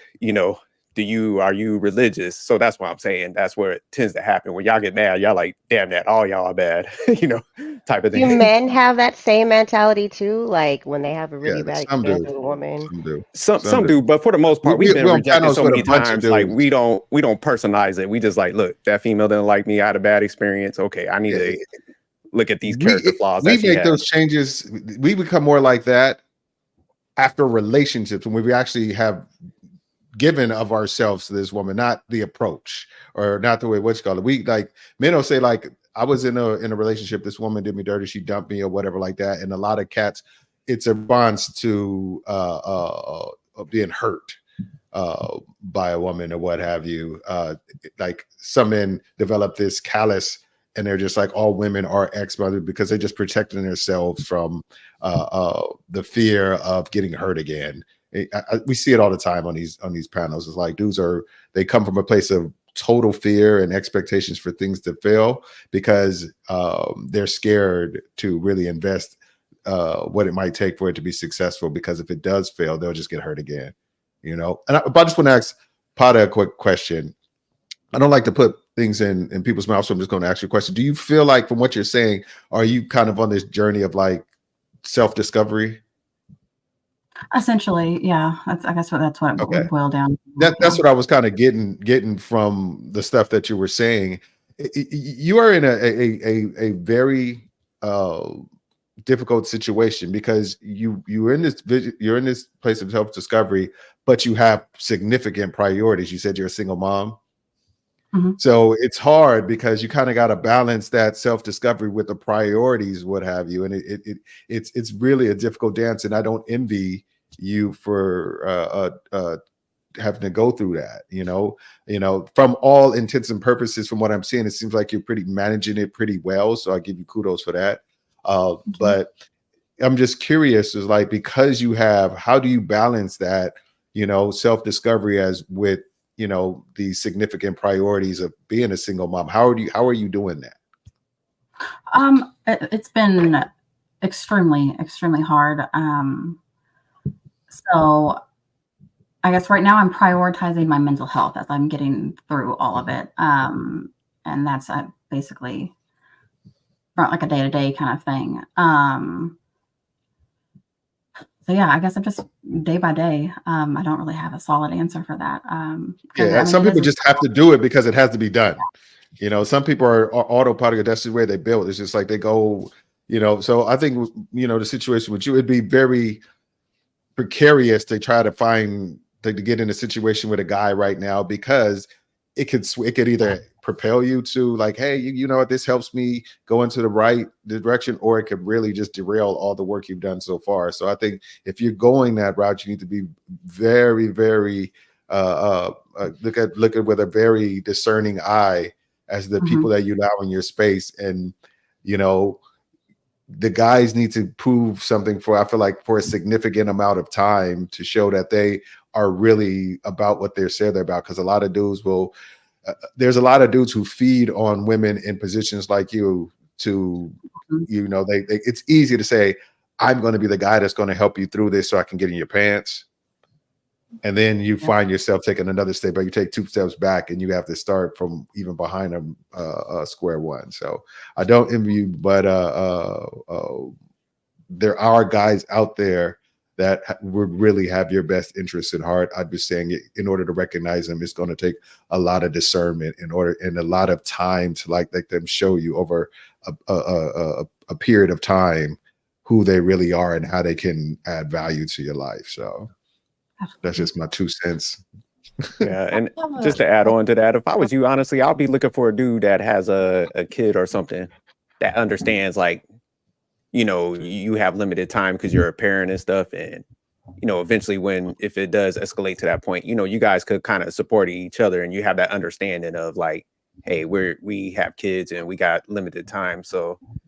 And then understand it's not going to be perfect. So I think if you guys kind of you look for that and then have them talks like, okay, we both have that understanding what the schedules looks like, and when we do have like free time, this is how we're gonna, you know, hang out and make it work. I think that would definitely help out some too.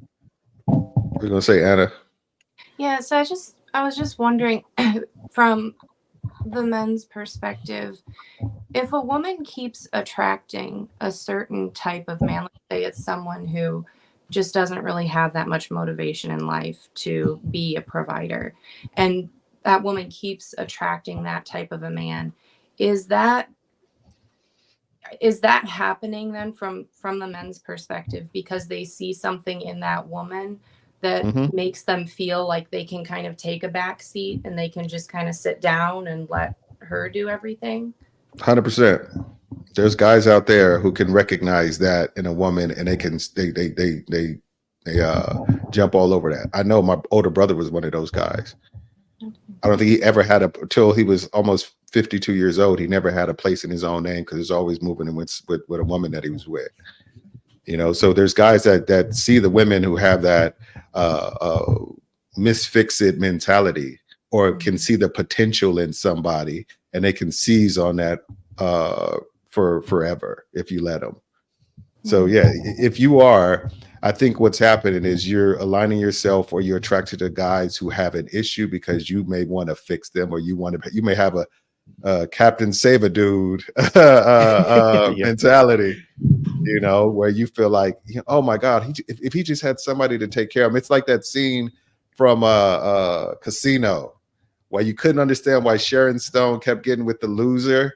It's like she just thought he was just a guy that's down on his luck. He just need that one person to care about him and take care of him, and then he'll just reach those heights that I know that he can get to, and I can be that person to motivate him because I have a giving and I have a nurturing spirit or what have you. So those guys, it's permeates from women who have that mentality, and guys attracted to it like bees to honey in most cases. So I think what's happening, you need to work on see about changing, not being not nurturing and caring, but just setting a better standard of who's eligible to receive that from you. You know, they should be wanting to do the same for you, and they should be motivated by the things that you're doing to do more, not do less.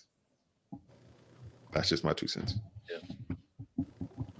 Yeah, Yeah. I caught a big flack for this on one of the panel. The idea of taking the pants off is essentially the same thing as I mentioned before. You have to learn how to ground yourself as a woman, and that does wonders in terms of how you perceive men and who you're attracted to. Oftentimes, when we look at people who develop, at least some sense of ambition and careers, and when it comes to you as women, one of the skills that you develop is building people, and oftentimes you transfer that into how you look at relationship, and you're attracted to people that you want to build up, and unfortunately, that's a bad position to be as a woman, because men should ideally be in a place where they are doing the building, because that means not only is he someone you can rely on, but he's also extremely adaptable and understanding different things about relationship that is required. One of the tangibles that I often offer people who ask for it is to try and look into different hobbies that you have no idea of but have at least some interest in. And what that does, it develops a different way of looking at problems or issues. And it gives you a perspective. Not only that, it allows you to network. And in these areas, again, men have a soft spot for damsel in distress. So if it's a group hobby where there's equal taking in parts, we make jokes about women being at Lowe's and whatever your hardware store is and looking helpless. Men are suckers for those things. But they again, develop a hobby in a different arena, because it allows you to gain a new skill, but also it tempers your perspective into looking at different things from a different view. Yeah. And again, the damsel in distress has been used by you women for eons, so use it to your advantage. And that's the approachable part, is the ability to be quote unquote vulnerable, to allow men to seek those areas of help. Yeah. I see you, Manic, on the live chat. Good to see you, Manic. And appreciate you guys that's watching the entire stream. Keep that live chat popping. I had a question I want to ask the ladies, because we were talking about walls and we were talking about being approachable. I know a lot of you guys have gone through your experiences with relationships and have taken some time to self-reflect. But do you consider yourself very approachable, especially when it comes to the type of man that you would want to be with? The man that has the qualities and standards, and and is a good provider, protector. Are you pretty approachable? And also, when it comes to walls, I think I had a conversation with the girl on the podcast previously in the past, and she talked about how when she goes on a date with the man and she starts to feel feelings, she just doesn't show it to the man. And I ask her, why don't you, if you go on a date and the man's, being a gentleman, you enjoying the date, why don't you show affection or tell him or compliment him, or, tell her how you truly feel? And she said, well, I just don't want to open up my heart because I got disappointed last time. All right. And I think one of the craziest dumb things I see online is the toxic advice. One of the biggest ones I always see is, like, when you go on a date, don't reply for 3 days, something like that. You don't want to seem clingy or whatever. There's a lot of hurt people online giving advice about dumb things, but when it comes to genuine emotion, how you feel about somebody, you should generally share it. If you are selecting good quality people, and that person is showing consistency and showing actions that show that he's a good person, we shouldn't be afraid. But I do understand, for a lot of women, that wall. When you have a wall, you're afraid to show your genuine feelings. And I know from the men's perspective, one thing that we do appreciate from the women is their feminine energy, that nurturing side, that compassionate side of you. And also, for a lot of guys, we do feel we like to be appreciated, for the things that we do. If we're taking action, doing things for you, we do like to be appreciated and complimented. But sometimes, for a lot of women, if you're not approachable, or if you have walls up, that can prevent you from showing that side of you. And the only side we see is that boss, that boss bitch mentality. That's the only side we see. But when you go on a date, we're trying to. I don't feel any feminine energy here. But I do understand that you have your walls up, but that can also be one of the things that can kind of be an obstacle for you to get that deep connection for the man that he wants to entertain, to keep pursuing you.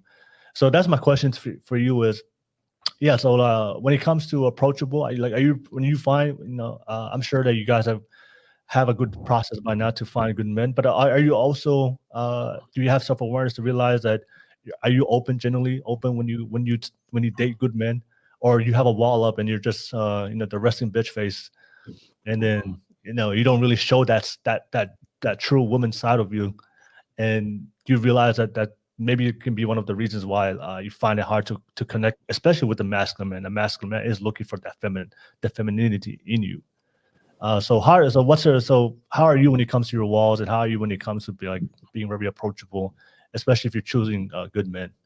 Let me start with you, Pata. I mean, I haven't dated a lot. I've been in 3 serious relationships, but I've always thought that I was self-aware enough to realize that I'm if anything that I'm doing is cause for me, and how I guess everything has gone in that kind of realm. But since my evaluation period over myself, I don't think that I have been very approachable. So yeah. Yeah. Have you changed and make any changes when you are ready? Because to be open to be approached. Have you feel like you've changed anything about that to make yourself a little bit more approachable? Yes. Or approachable by the right guy, the guy that you would be interested, I should say. The good guy. Sorry. Yeah. I think I never thought that I was a woman who was in competition with men as far as success goes, but I have realized that I have been in terms of success, if I am more successful than a man, it has stroked my ego, and it has although I wasn't necessarily aware of it, what word am I looking for? It was protruding outwardly. It wasn't I didn't know that it was obvious that I'm oh, I got a promotion, or oh, I got this bonus, or I guess that is something that has changed since all of this. But yeah, there's some others as well. Okay. And then as far as walls, when you when you do go on a date, is it gonna be easy for you to just open up yourself up to a man, and especially when you feel genuine feelings and emotions, or are you I'm gonna hold it in and maybe later? I don't think I could ever be an avoidant kind of person when it comes to feelings or anything like that. But I definitely, I don't know, because it's hard right now, because I can't necessarily say how I am right now. But being open and honest and genuine, I guess, would be at the top of my list. So yeah. Okay, no worries. All right. Thank you for sharing that, Pata. I'll pass it to you, Carmen. Carmen, same thing. You're really approachable, and also, when it comes to walls, when you finally meet a guy, is it easy for you to open up that intimacy to him? So I think I am approachable. Typically, I usually walk in any room smiling. Unless I'm having a bad day, usually I'll keep to myself. But I always keep a smile on. If it's not because of the theme, it's usually whatever's in my mind that's happening. As far as walls go, it's hard. It's hard right now, just because I broke up with my ex 4 months ago, so I don't think I'm completely ready to just go into the dating pool. But just more recent experiences. Like I think, for sure, gentlemen have asked me out, and they talk about my energy. Like, man, you have such great energy. I can dance, I can talk, we can, converse. I can joke, but I am pretty honest. So like, I say, hey, I don't think I'm ready to go on a date. I need a little bit more time to heal. Maybe later. And that's probably as far as I can take it at the moment. So I don't know if you would call that a wall or is that a boundary? Either way, it's honest. It's an honest feeling, and I tell him that. Yeah, It's I like think a that brick wall with an armed guard, barbed wire on the top, moat with alligators. Right. I just It's like a Spartan With a race to get firewall, with a me. firewall. Gotta Can I quick climb pose a accountability. barbed wire. Can I pose a question, Pretty Carmen? check, Is it because Carmen. you're not ready, or is Hey. it because the guy that's probably asked you out is not the guy that you want to be with? Well, no, You see yourself with? so I say that I'm not ready because I'm still emotionally affected. Like if I see a picture of my ex or somebody talks about him, I'll be like, rah, and I don't think it's healthy to carry that Mhm. into any new relationship. Like I feel like the moment if I see him and I don't feel anything, I'm ready. So I don't want to have the emotional anything, coming into anything new. Um, and that's just how I think about it. That's how I feel about it, and I do explain that to the men that try to talk to me now. See, that's your problem. Mm. That's my Accountability problem. check real quick, Carmen. I just want to Yeah, know what yeah.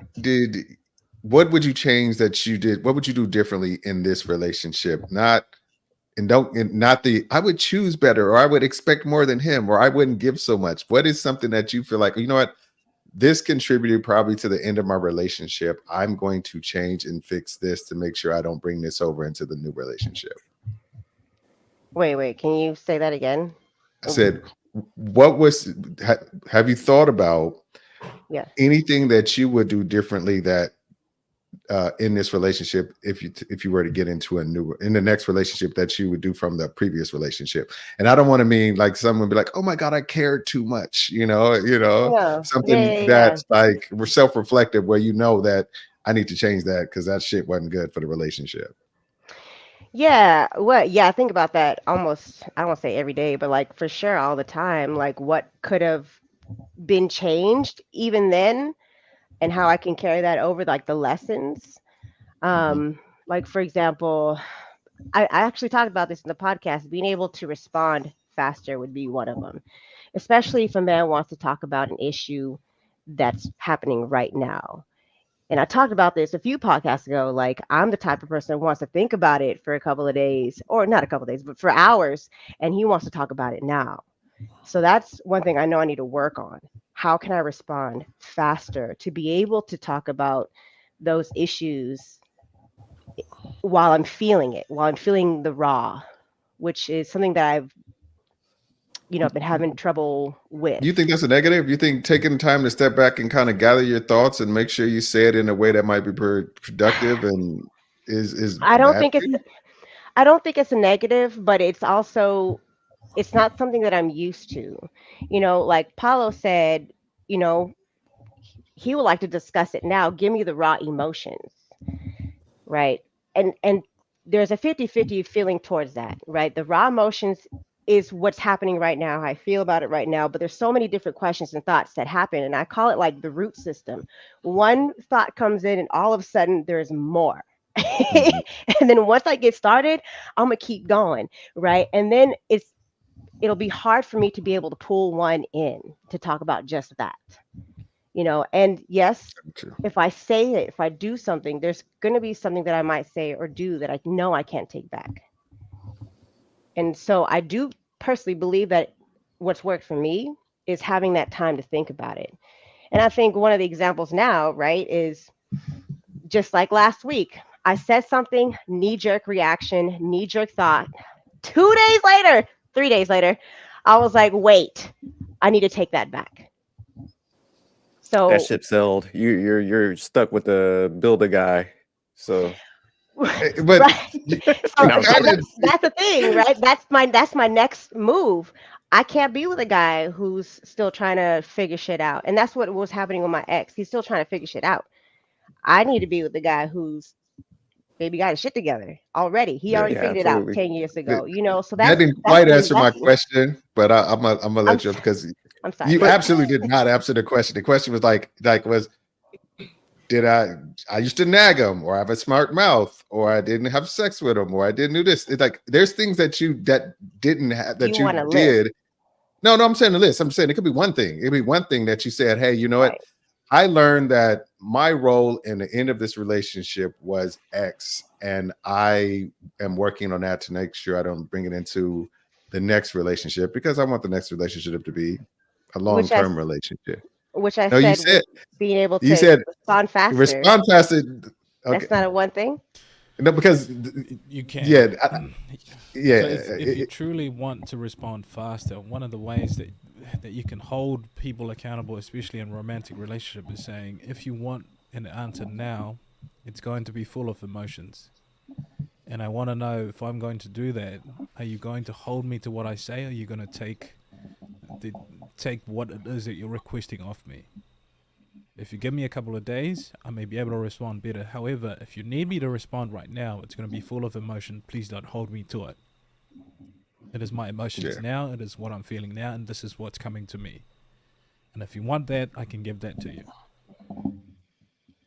So that's a beautiful way of responding to someone who wants you to. I'm very different with my wife. I'm like, give it to me now. I want the pure honesty, because in those emotions, I can navigate what's really important to me and disregard the emotional sort of little stab that she might put in there because she's emotionally invoked. Okay, so you're saying the put the disclaimer in there. Because I know this about myself. Like, I know I need to. Everybody ain't polyfessa. We know that. There's one polyfessa that this earth has been blessed with, one polyfessa. Right.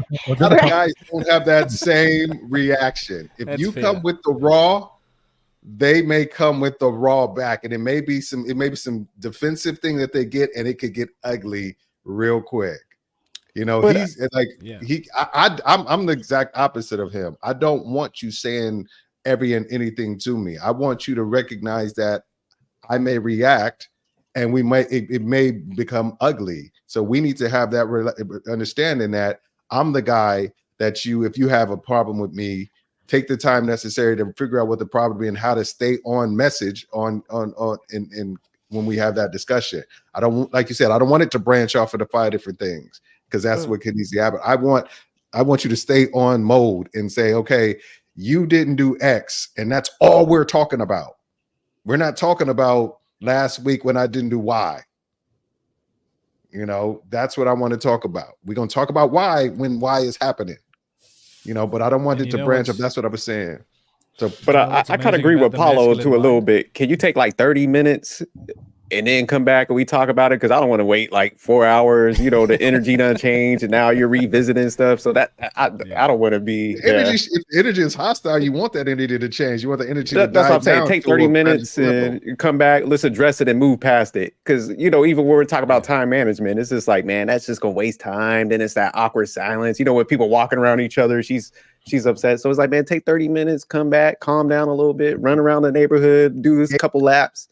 Then let's address it. Let's move past it. Gauge your man. If he's like Paulo, tell him what he wants, the raw energy right now, so he can maneuver his way through it. And he wants it because the truth comes out with that shit. And I agree. If he like, dang, you need to make sure that you ain't gonna be all over the place with shit. You need to just be. I ain't trying to get cussed out either. I ain't gonna lie to you. Well, so then, Dave, I'm more like cheating. you, because I like to take time to think. But my ex was more like Paulo. Let me just say, I'm cheating in my approach, and the reason why I'm cheating in my approach is oftentimes if I'm asking for you to be honest about a certain problem, you're gonna give me 6. Now I've just understood 6 problems that you're holding on to. Now I have more time to address those 6 irrelevant issues, but it is an issue because you've held on to it. So I am cheating in that particular sort of approach. The beauty about the idea that we're talking about masculine mind here is that accountability is a big thing. If you're take a day, cool off, be accountable to that might be the only thing that you're going to get. If you're going to be like me, run deep into the fire and embrace the fury of it, then you're going to have to accept that fury might take you out.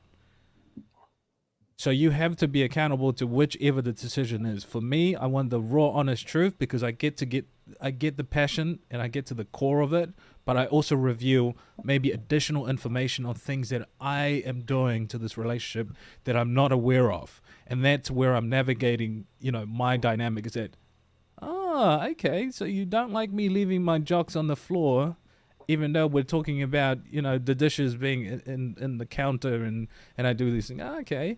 Now I've just hijacked, 6 different problems that I can resolve moving forward rather than just the one.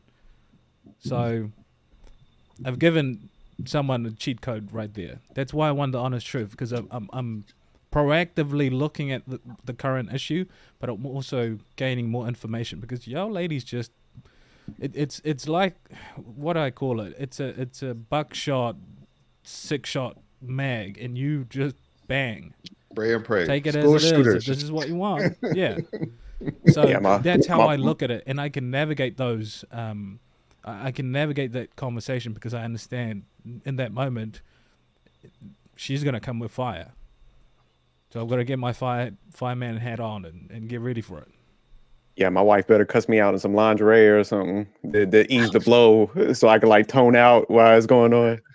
But nah, Carmen, you know what you're kind of doing though, going back to your scenario when you're like, because I get it, man. You guys always want to get yourself to the perfect state.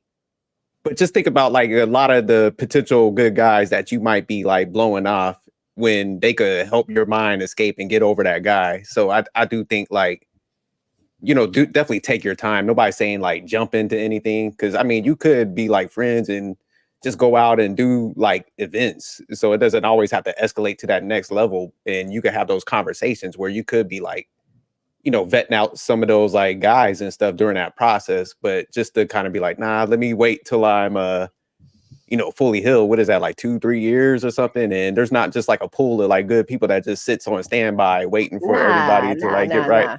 Carmen's like, that was my husband. Tell you, hold on. Let me like, just tell you what's really going on.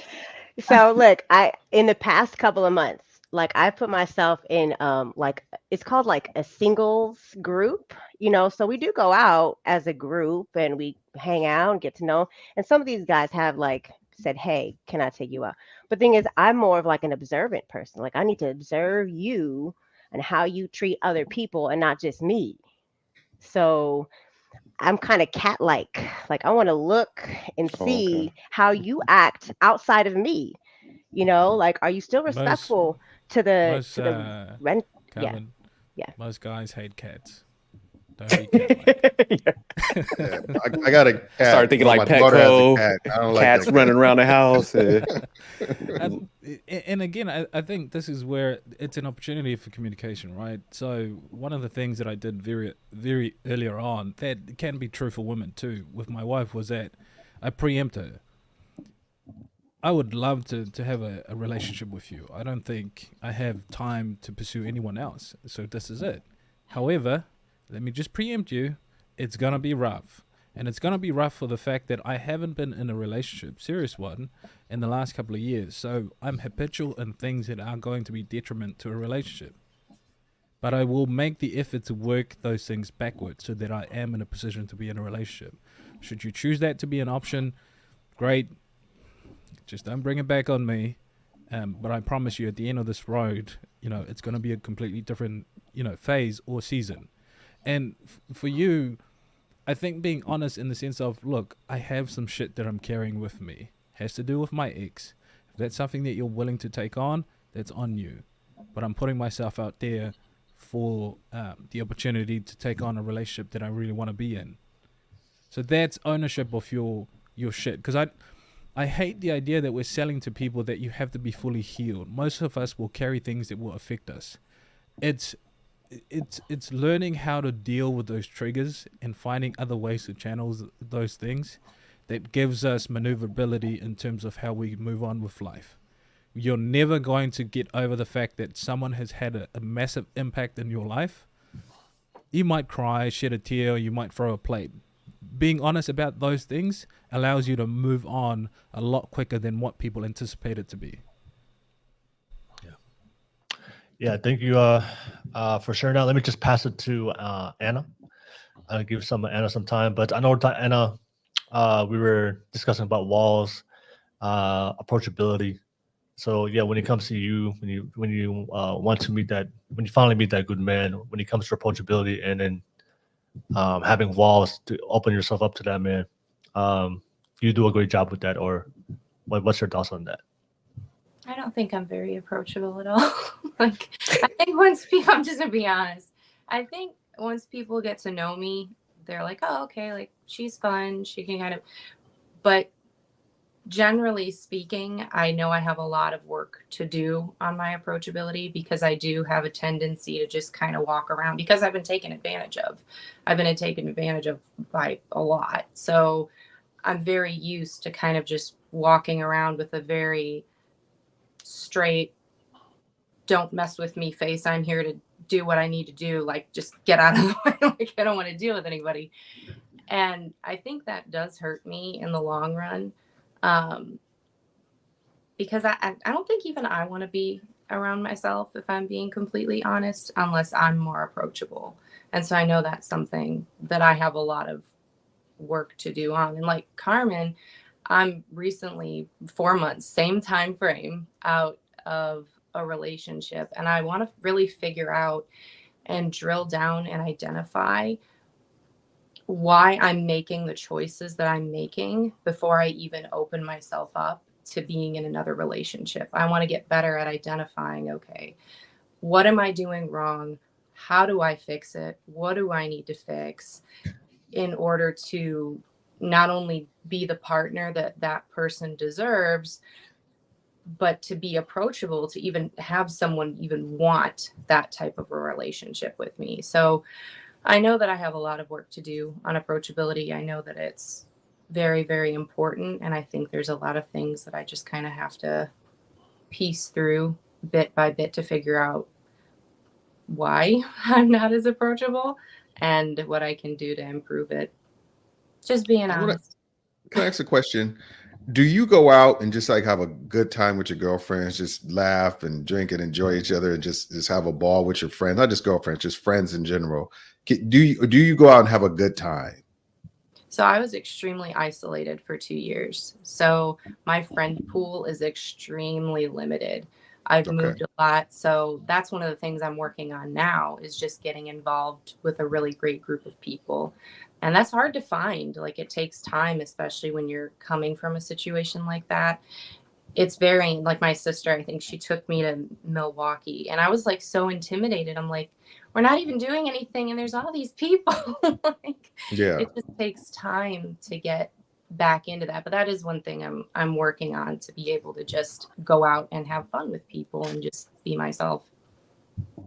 yeah. That's what I was wondering. It was like, from what you were saying, I was getting it. I was like, that's what I asked that question. Is like, can you go out and just have a fun? Because people who can just have fun in environments and enjoy the company of their friends and people and engaging with people usually have the easiest time and usually are viewed as more approachable because they're smiling, they're laughing. Men love to try to approach women who are smiling and laughing because, because it's they're more open to meeting a new guy or what have you. I think that's one of the things that you probably like when we're just finding that friend group where you can go out and just start enjoying the shit out of life and just smiling and laughing and stuff. Because once you get there, the men will come. They'll be around. They'll see this person laugh and they'll see this person not move, get out my way, unless it's going to the bar to get some shots or something like that, then they'll gravitate toward that. And so I think that's the first step. Yeah, because Pata and Anna be at the bar looking like they doing their taxes or something, all mad and shit, scaring everybody off. Yeah, y'all got to start smiling, So I'm afraid of, I don't want that. And I know I have a tendency to do that, but it's funny because like I'm not, like, by people who know me, I'm not perceived that way at all. Like, I'm from what people tell me, like, I'm okay to be around, like, I'm a fun person.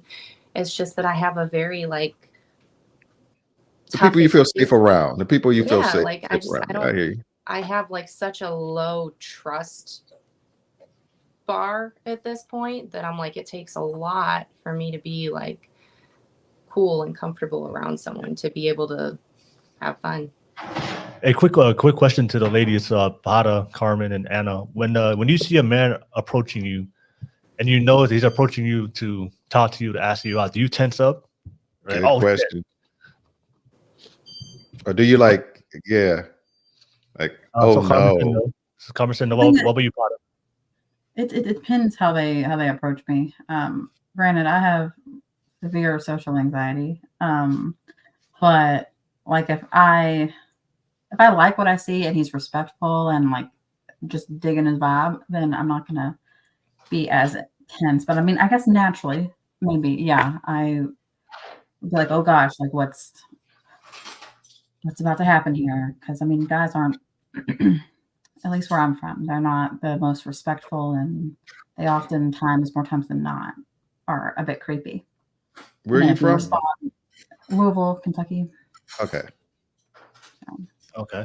And then what were you, Anna? Like, when if you see when a guy starts walking towards you and you know he's walking towards you to approach you, do you tense up? Like, oh shit. I think it just kind of, like Pada said, it really depends on the situation. Like, I'm from the Chicago area. People in Chicago can be very just, I don't know, it's a weird thing. Right. When I lived in Vegas, it was completely different. People were very like fun and lighthearted. And generally, if people were approaching you, I didn't tense up. I didn't have that kind of, not a fear, but just that like tense feeling. Out here, that, yeah, in Chicago, the people are a little bit different. So it really depends on the person. But demographically too, I think, is that the right word? Like city to city, I think it Geographically. Yeah, geography. Sorry. It's all good. You don't gotta apologize. And also just one last question. What's your what is the immediate thoughts when the man's approaching you? What is your immediate thoughts that when you see a man that's trying to approach you? Like, is it automatically negative? Like, oh, he's just trying to get into my pants, or is it positive? Where, you know what, he's approaching me. He looks pretty good, looks respectful. I'm gonna give him a shot. I'm gonna be open to see what he's gonna say or how this is gonna go. Because a lot of times I've had conversations with women before, and they've said that as soon as they see a guy approach them, because of their past experiences with men, they would immediately shut down. Like, oh, he's probably gonna do the same thing, say some cheesy line, and he's probably trying to get to my pants. They just immediately judge him based off what the last person did. So when guys approach it, is it positive when you react? Is it a positive reaction? Oh, he's a good guy. Let's have a conversation. He's respectful. Let's see where this goes. Or is it immediate? Or you're just thinking about the worst? Like, go ahead, Anna. I have to retrain my brain because I think initially it is that negative assumption of they just want something out of me, or, oh, great, this is gonna.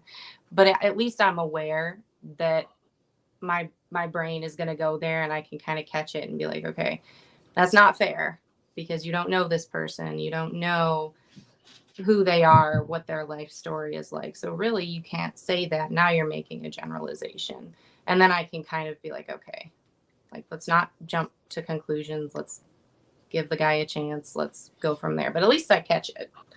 Yeah. Okay. And what were you, Pada? For me, like, I mean, it is sort of negative, but not a negative sense of like what someone is going to do to me, or like the potential like bad things that are going to happen. And it's more like oh, great, now I'm going to have to, I feel like I have to explain myself, like who I am, and kind of just like almost like, I guess, open up again, or like, am I going to let someone else take advantage of me again, or like, have I gotten to the point where I need to be? So it's like I'm going into an obstacle, not necessarily like thinking that this person is just like the rest of them. It's more like I'm probably just the same. Okay. Like, in my last like relationship or so. Does that make sense? Am I making sense? Yeah, that makes sense. That makes sense. I think for both of you guys, Anna and Pata, you need to go to a comedy club with these guys that got some humor. Just break that shit down. Humor always breaks things down, breaks that I mean, ice. I'm a really funny person. Don't get me wrong. I'm funny, but at first, I don't know. I know humor will break down walls. You have a wall, you have ice cold. That humor will melt that. If the guy, he has pretty humorous himself. And then Carmen, same question. When guys approach you, what's your immediate reaction in your mind? Is it negative? Are you thinking about the worst, or are you thinking about the positive, how this can go? I don't think about the worst. I think I'm very cordial. Like this past weekend, I was at a bar. Gentlemen, I'm dancing with my friends. Some guy asked me, offered me some water. I was like, no, thank you. I had my own bottle. And then he immediately asked me if I wanted drugs. I was like, excuse me. Where were you at? No, thank you. Which club were you? Which bar were you at? He's like, I'm gonna hit her with the water first, and then I'm gonna ask her if she wants some Molly. I was with a group of people. And are you familiar with the Bay Area? I was born in San Francisco. Oh, okay. I was in Brentwood. Moved to Texas you know where that 3 years is? ago. You said what? Do you know where Brentwood is? Come on now. I was that far. Like I don't live out there, but I was that far. You at the what was it called? The city, the Brentwood, where you're in like old Brentwood? I have no idea. All I know is a place called Tailgaters. Are you familiar with that place? I know what Tailgaters is. It's a sports bar. Okay, so I was just there, and I was there with other people, and we were like just there dancing, and there was like 12 of us, but some guy just randomly was like, "Hey, can you get some water?" And I was like, "No, thank you." Drugs? And I was like, "No, thank you. I'm actually about to leave." But no, I don't get intimidated. What is it called? Vine and Grain at the little wine bar at Brentwood. If you go be in Brentwood doing something, they have more classy guys there. Yeah. Going to tailgaters and shit. It was. I don't know the area. It was somebody else's idea. But what was it called again? Tell me. Vine and Grain. It's a wine bar. Vine and Grain. Thank you. Here's additional. Those guys got pension plans over there. Additionally to what Damien is saying, again, I have to mention this. Facebook, go to event tab.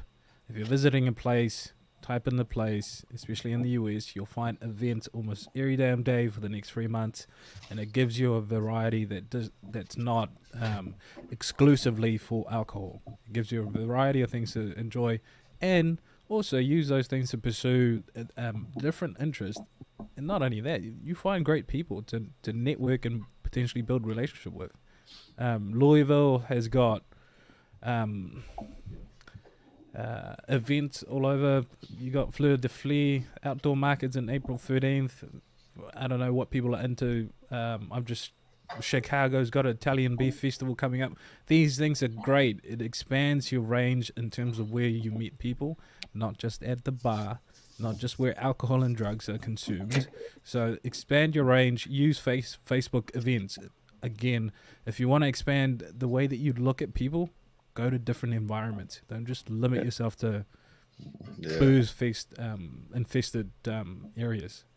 Facebook events. Coworkers or extended friends invite you places, go.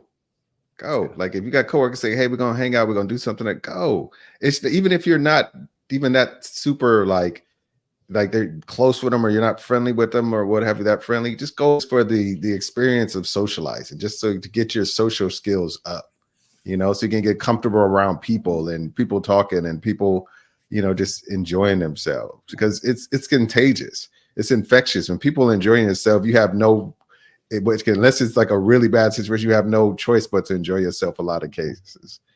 So that's what I would recommend, like, especially like, but if you work from home, then it's tough. It's tough. If nobody's asking. Well, that's the thing. I work from home, so it's like my whole team with my company, they're all the way in Texas.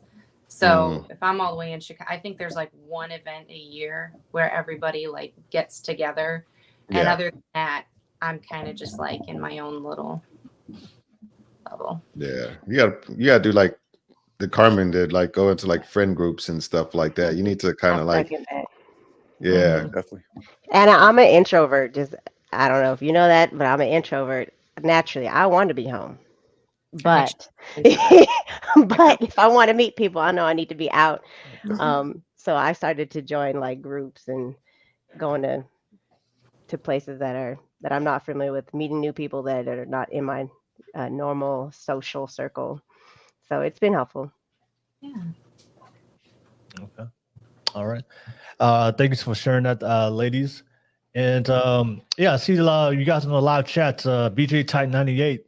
Good to see you on the live chat. Ibella, good to see you on the live chat. I appreciate you guys. Shaquille Oatmeal.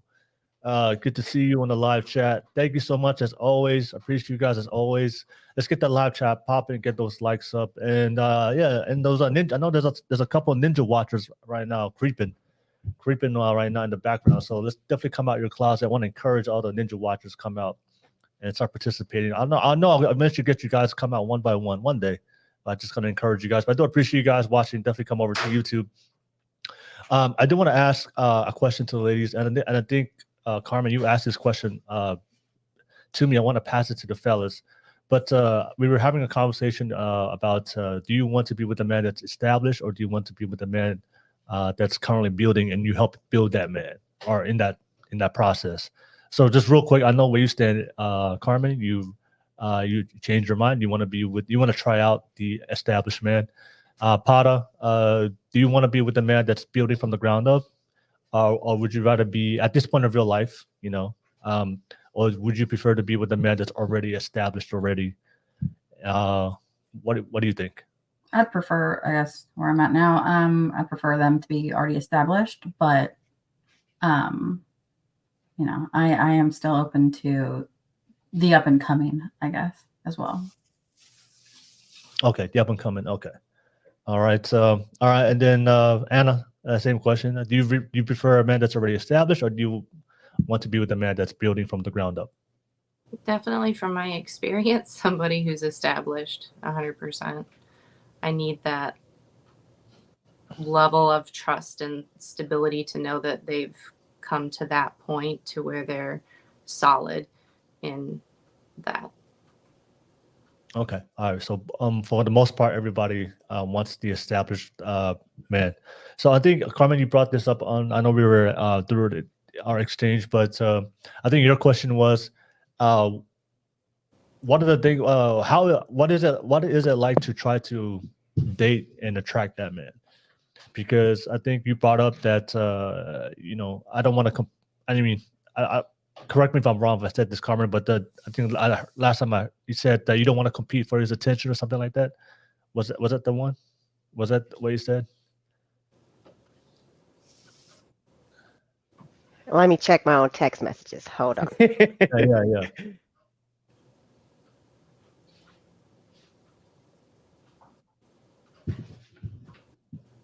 Yeah, I think that's what you said. Yeah, it was more like not, I don't want to say maybe it was a compete, but it was more like would I have to fight for his time and his attention? Yeah, would I have to fight for his time and attention? So yeah, so I think that's when I want to pass it to the fellas. What's your thoughts on that? There's a difference between dating a man that's already established compared to dating a guy that's building from ground zero. So if women do want to engage and do want to date that type of man, what from your perspective, from the fellas, is like, what do they have to understand and prepare for going into that into that territory and going into that lane? It's not going to be the same dating a guy that's from ground zero, because usually the guys are more established. They have standards. They have principles. They have values. They have plans. They've built their life and established, so they're looking for somebody to come in, add value, and complement their life.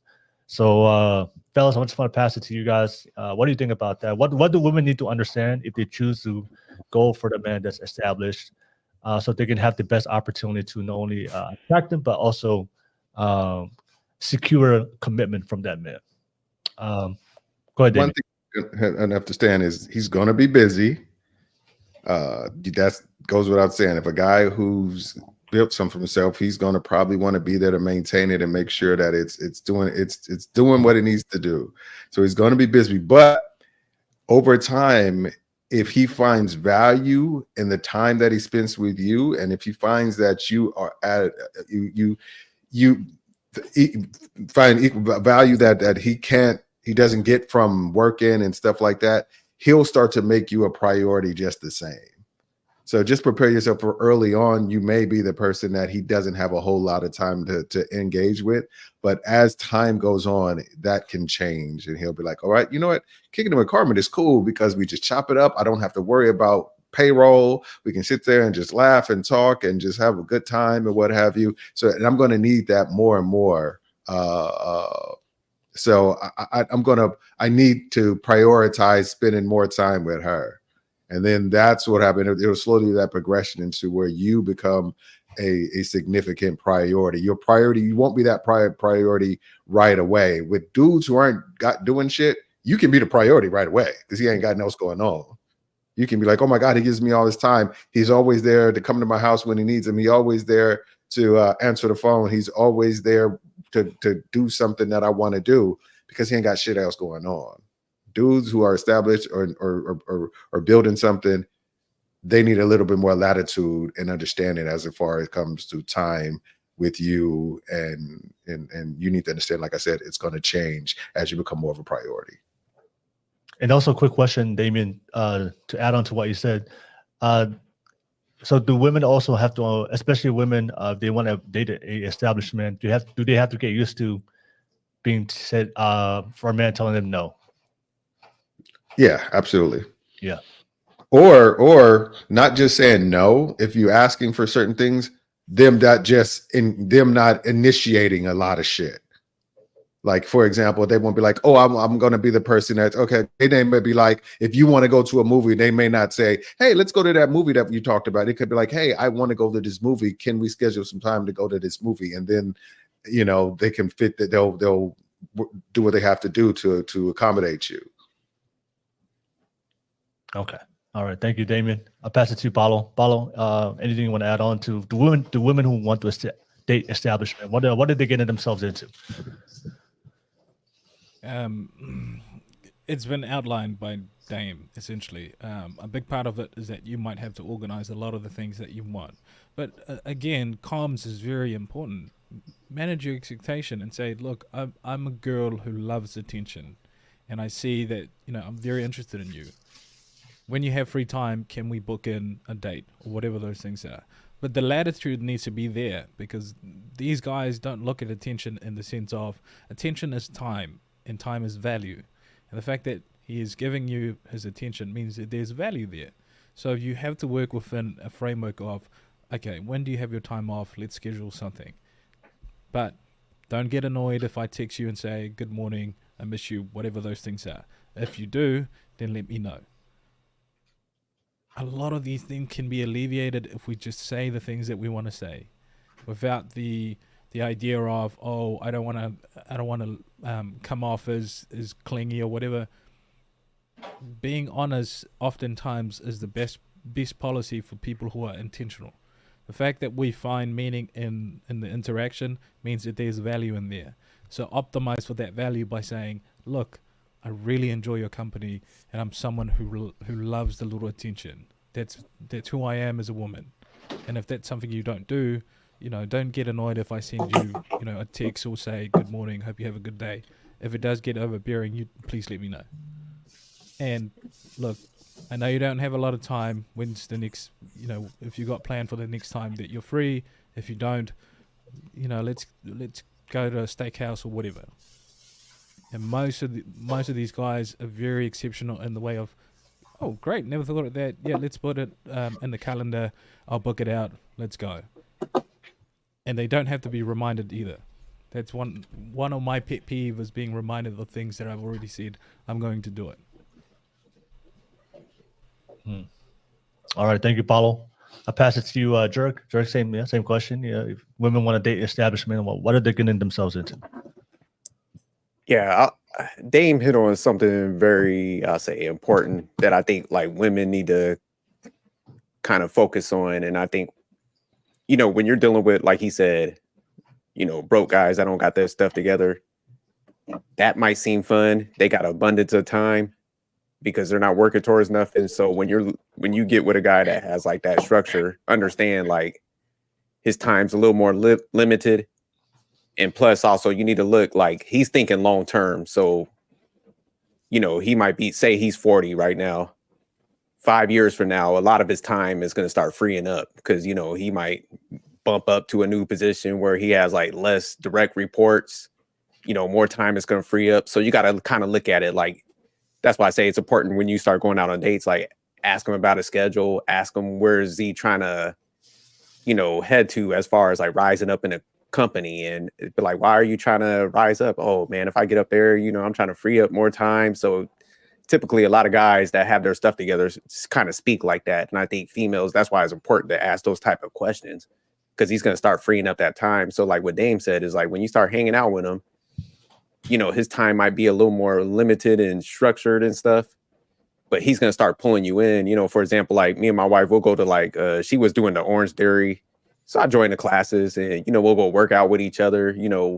We'll figure out different things. So it might not be the typical things maybe y'all might like, but it's just like, you're going to start finding a time. And then, like I said, once he starts advancing or he gets more comfortable in his job, takes like maybe different roles, like time is going to free up, but it's going to probably be a little longer than what you probably used to dealing with or what you expect. So that's why I'm saying, just kind of start looking long term and ask them to fill in those gaps. Like, hey, what are you trying to accomplish in your company? What are you working towards? How's your schedule? How you're balancing everything, how you multitasking that. And then, it's going to start being revealed if he's actually like putting that time into his job and there's a purpose why he's trying to, hunker down and build up so he could free that time up down the line. Cause yeah, I know like just looking at my own life, I'm 44 now, I was just focused on work. So I was like, okay, the more I climb up, the less, direct reports, like I said, people that I have to manage, is going to free up time and stuff. So now I'm starting to enjoy, the free time that I'm starting to get at this point in my life. But if people were looking at my schedule, like through my 30s, they were like, oh shit, that's hectic. Yeah, he ain't got no time and stuff. And they would have missed out of that wave. But now like I'm, booking the trips and stuff like that. So yeah, I think sometimes we just want everything right now versus, oh, okay, that makes sense. Let me look at it from a long-term perspective, and the time's gonna free up, and I could grow with that person in that capacity versus like the broke build up with somebody. I'll build up with him like, I respect your time, I understand what you're doing, and I'm supportive of that. And there's going to be things that might come off as rude, that you're going to have to kind of understand. Like I was watching this show on this black real estate mogul in New York called Don Peebles. And he said him and his wife they schedule lunch once a week, and just that's their time. They go down, they meet at the same restaurants, at the same table once a week or what have you. But he will answer his phone during the call. He will take a call or what have you, which can be considered a rule. But a lot of people realize, she said, I realized I was with a businessman. My husband is a businessman. This is the thing that affords us the kind of lifestyle that a few people get to enjoy. And I have to respect that part of who he is, the businessman part. And I have to actually be attracted to the businessman part. So a lot of those things, you're going to have to be attracted to those attributes that got him to success. Like he's going to be determined, he's going to be focused, he's going to be hypercritical, he's going to be vigilant. He's going to be a lot of stuff that can seem rude, but it's just the things that got him to success. And a lot of women need to accept that as part of his personality and be okay with that. Okay. All right. Thank you, fellas. I'll pass it to Prime. Prime, did you want to add on? The lady, we were talking about women that want to date establishment and what are they getting themselves into? What do they need to know compared to dating guys who are just starting from ground zero? How high is too high? So when I say that, when you guys say established man, what do you guys consider established man? Just like off the rip, real quick. Like, what do you guys consider an established man? A guy who has like a business or a focus that he's devoted a lot of time to, that's paying off financially. That's a guy who's making money, real quick. Who's Yeah, but with the standards, the principles that we talk about. I mean, there's a good man. Okay. He's got his life together. Well, I would High say value. for one, that I guess the main problem would be, or hurdle, I should say, not a problem, but a hurdle would be understanding that, yeah, the whole entire thing that Jerk brought up, everything right now, that can become a really big issue for men that are established, especially men that are in the entrepreneurship game. Understanding the difference between a businessman and a regular man. There's a huge difference. I'm not making decisions for just myself. I'm making decisions for my entire team, my employees, the people I employ. I have to look at it from the scope of the backing of that employment, whether they got coverage on insurance, the kind of insurance I need for not just like the jobs that I'm doing, but also everything within my life. On top of that, the scale of the lifestyle is totally different. The type of the decisions that are being made are not something that the average person is going to think of. And I know that I might just go over you guys' head a little bit with it, but there's totally different conversations with men like this. Most of these men are not going to talk about the past and reminisce too much. They're going to be talking about the future. Most of these men are not going to be worried about the day-to-day life things that most people are worried about. You might be worried about attention right now, but I'm worried about the attention that I'm going to be able to give you in the future once we're retired and doing everything else that we want to do. Once our kids are out of the nest and stuff like that. As far as what I meant by how high is too high, there's a certain moment where you get that time back. So it's like the time that I had when I was broke, to the hectic schedule that I had just recently, to the threshold of surpassing that. And now there's time that I just have. Now, with that in mind, it's either one, are you going to cater to the peace of mind that I need in order to conduct a business and to exploit any kind of, networking that I have? Or is that going to be a problem? Because it comes to a point where there's like, I crack deals inside a gentleman's club. Not every woman likes a man inside of a gentleman's club. And it's like there's women walking around in lingerie, but this is how these deals are made. On top of that, there's high level asset like restaurants that I go to on a regular basis where a lot of deals are made. And jealousy is a huge factor. Why aren't you taking me to those restaurants? Well, it's because I'm cracking a deal. This is a client. This is a client that has way more money than I have. And so it's those kind of things that generally most people don't take into consideration. I'm making deals with investment bankers, private sector, and stuff like that. It's like my schedule is set to a T. And so any kind of free time that I do have, if I do want to spend that with you, if we're going to be arguing the whole time, that is going to be a huge problem. And most men that are established, sometimes, like in my case, you get one warning. It's like I'm past the point. I'm recently divorced. It's like I'm past the point of nonsense. It's like you get one warning. We're both adults here. We can either move on or we can just, no hard feelings. Like, I'm going to do what I'm going to do. You can go do what you're going to do. And it's a good thing that Damien brought up. It might come off as rude. It might come off as him being a jerk. But the reality of the situation is men like that are moving. They're moving fast. And so it's either keep up or hold on, one or the other.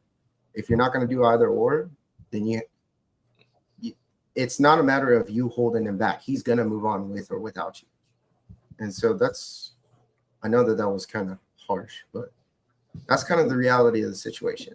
And so, But could I piggyback off of something Prime said? Because like he said, some things could be a little harsh, but understand, like, that guy that got his stuff together, and if you're in his life, man, a lot of times, like, we're thinkers. I'm thinking about everybody's move. I'm like, how do I position us for success? And I'm incorporating, like, my wife, I already had our like retirement plan, so I'm always thinking about like the next moves and stuff. So like we're kind of irritable at moments, but it's just like, look, if we do this, we execute this right, we're gonna all have our time back. We're gonna be able to like get that vacation home, you know, kind of do what we want to and stuff. So I think sometimes, like we were kind of mentioning, where people mistake that and, you know, they want to live in a moment. It's just like, no, those type of guys, they're just looking so far ahead. They got you incorporated in that.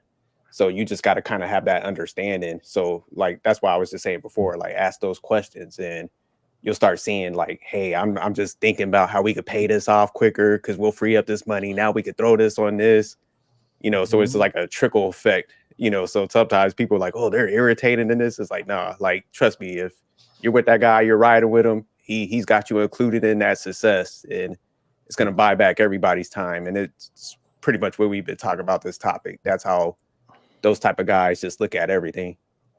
All right. And those type of guys want you. It's a good thing. I just want to say real quick. Segue.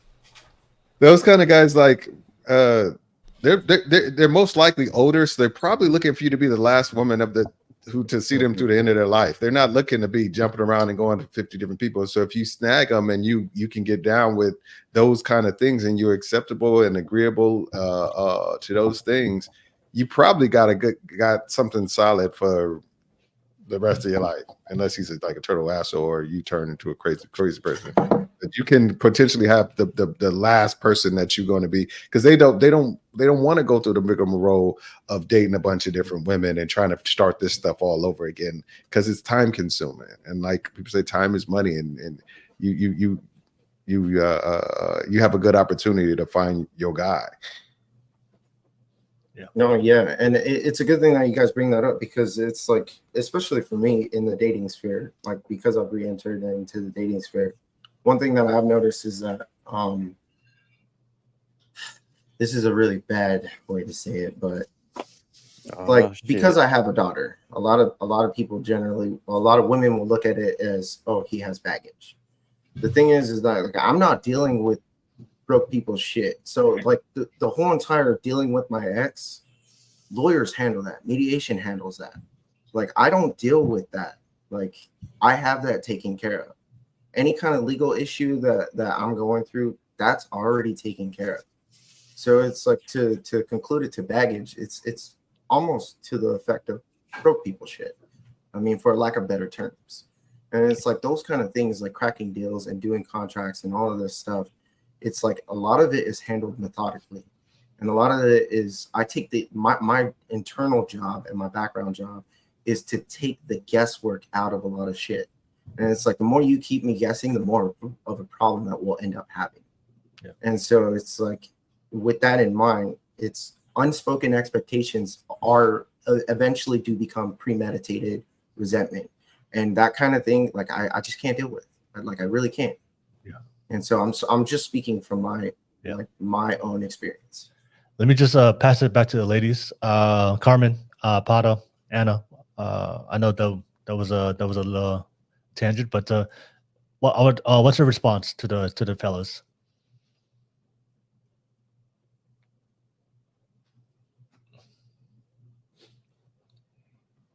Anyway, any of you guys can just go. Yeah, I actually no, it's all understandable. As far as like, well, it's understandable. No, it's understandable, but we talked about established men, but it sounds like you're still talking about the working man who's trying to get there. Does that make sense? To who? We responded to who? To all of you. To all of them, because, you know, Prime was just talking about, I'm still working and I have high-end clients, blah, blah. And then Jerk is all like, you know, here we are. I'm you know, sacrificing this time so that we can make this. So you guys are still working. Well, I think the difference is the amount of free time that we do have when we do have it. like that's where the main difference comes into play. Is like Yeah, when we and- do have free time, we can assess that free time to be a really long time without impact on the income. But it's like there's always going to be that busy season, and then there's always going to be that like laid back season for us. And we're not talking about retired guys. We're not talking about guys who like not working anymore. We're not talking about the 65-year-old guys. We're talking about guys who where they're not still trying to figure it out. They're not fumbling in like, you know, in the darkness trying to figure out where they figured it out. They've established themselves. They what it means that they're established. They're on the verge of meeting a goal, or because you know those kind of guys always want to like keep going as far as they want to challenge themselves to do as much as they possibly can and get as far as they possibly can. But yeah, it's a difference between a guy who has no clue what they want to do and you guys are sitting there trying to figure, okay, how do we make this thing called life? Or a guy who says, you know what, I went to school, I went to law school, I'm a lawyer, I passed the bar, you know, I'm in a law firm, I'm making and I made active lawyer. He's figured it out.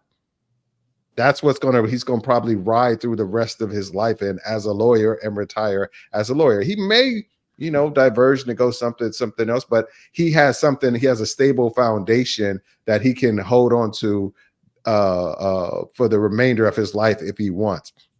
There's a lot of people who are in sales that can do that. There's doctors that can do that. There's business owners do it. I know plumbers, like, you know, I can be a plumber for the rest of my life or whatever. I can be a truck driver for the rest of my life. There's people who figured it out and aren't still kind of blowing in the wind to try to make a life work. I think that's the difference. We're not talking we're not talking about retired guys, Carbon, that just got all the time in the world. People who want to change their jobs? Because I know plenty of people who are like, but they've established the foundation to where it doesn't impact them significantly. It doesn't totally wreck their whole world. Good. That's a good statement, because I had a friend who was a warehouse supervisor at UPS. And he did something where I forgot, I think it was US, but whatever. He worked 20 something years and got a pension, and then he went back to school and now he's a butcher. You know, we're not saying that they just say they're not willy-nilly with it and just, you know, flighty and they do it. They've established something to where they can successfully or safely make these changes without it affecting it or impact their lives in a seriously negative way. And especially if they're got a family or if they got a spouse or whatever, those persons aren't impacted. It's not like I'm gonna quit my job so now you can go do all the working while I try to figure it out. Carmen, let me give you a quick example, because recently somebody reached out to me and they wanted me to take this leadership role at their agency. So the first thing I asked them was like salary, their benefits, and what's the time and scheduling looking like. So everything was looking good except for like the schedule part, and I just shot it down. I'm like, nah, I'm I'm at a good state. I got a good schedule. So, you know, when you're established, people got to meet such a high threshold to even get you, because you're in a good position where it's just like, I'm not taking that unless it's like beneficial for me. Like, you're gonna have to free up a little bit more of my time, because I don't need to do it at this point. So unless you're gonna like give me like a little bit more like loose of a schedule, like, yeah, I'm probably not even gonna really entertain it. Or the salaries just gotta be so ridiculous, which there ain't too many jobs out there that could, after you hit a certain limit, that they could really pay you out like that. Yeah. So you could just be picky at that point. And plus, like, ambitious guys, typically, like, you're probably already good and could retire, but if you're a certain age, you just feel like, hey, I'm going to work until this certain age. I'm going to keep trying to push it to the next heights and stuff. So that's typically what it is. I'm a little greedy, so I could just be honest with it. And then for the sake of time, let's get Pada and Anna. Anything want to respond? Pada? I'm going to be just kind of blunt and honest. I was following what everyone was saying up until, what is it, Prime or Joe? I don't know. I just Directness. do what? I said, was it because he was pretty direct? I don't think it was even just direct and everything. It was more of like like this probably is going to be over your head, and kind of like women are like I think he meant like everybody, not just women. I think he meant all of us. That was a directed for everybody on the panel. Yeah. That was not just a woman thing. I know him well enough, though. He was talking about everybody on the panel when he said that. Okay. Because I mean, for the most part, I think all of that is everything is true that most of you all have said. It's just I think women should be more receptive and more trusting of their men. However, men also need to create that security for women. And I've always been very much about like quality over quantity. So you don't have to spend a lot of time with me, but when you do, it needs to be good time. And that's a give and take. I don't think it's the women just kind of need to communicate what they want. Like it needs to be like a back and forth kind of thing. Yeah. Okay. All right. Thank you, Pada. And then Anna, what's your response to what the fella said?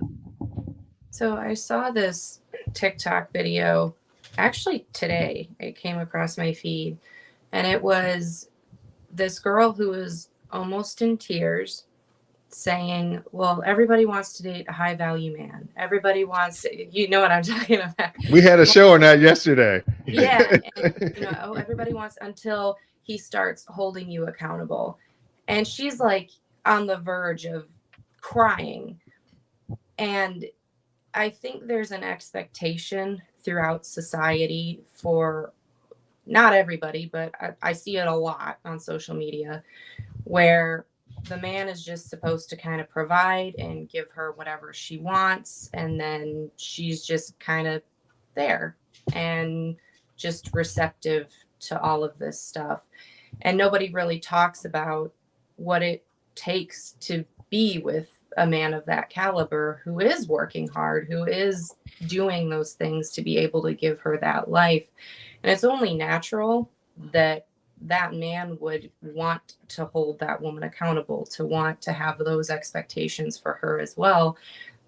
Because if they're working hard and they're coming up with these things, why would it not make sense that they would have an expectation of the woman that they're going to be involved with? So it makes sense that both parties have to really think and understand, especially from the man's standpoint. I mean, I don't know what that's like to be in that type of a power position with contracts and things. I'm not even going to pretend I do, because I don't.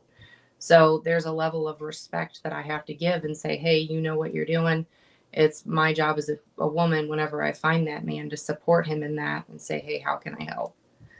That's just my opinion. Yeah.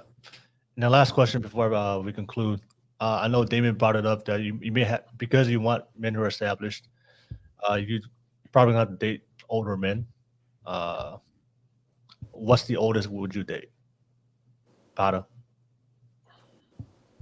I don't really have like limits or anything, but like if I'm attracted to you, I'm attracted to you. And if being established means that you're going to be older, then so be it. But okay. I can't really put a cap on it. Like I'm not going to date someone like 30 years older than me, and I don't want to be like, oh, you're going to die soon and I'm going to be alone for quite a lot of years. So like 10 years is reasonable for you? Like a decade? Yeah. Yeah. I mean, I would even go like 15. 15? Reasonable. 20 is too much.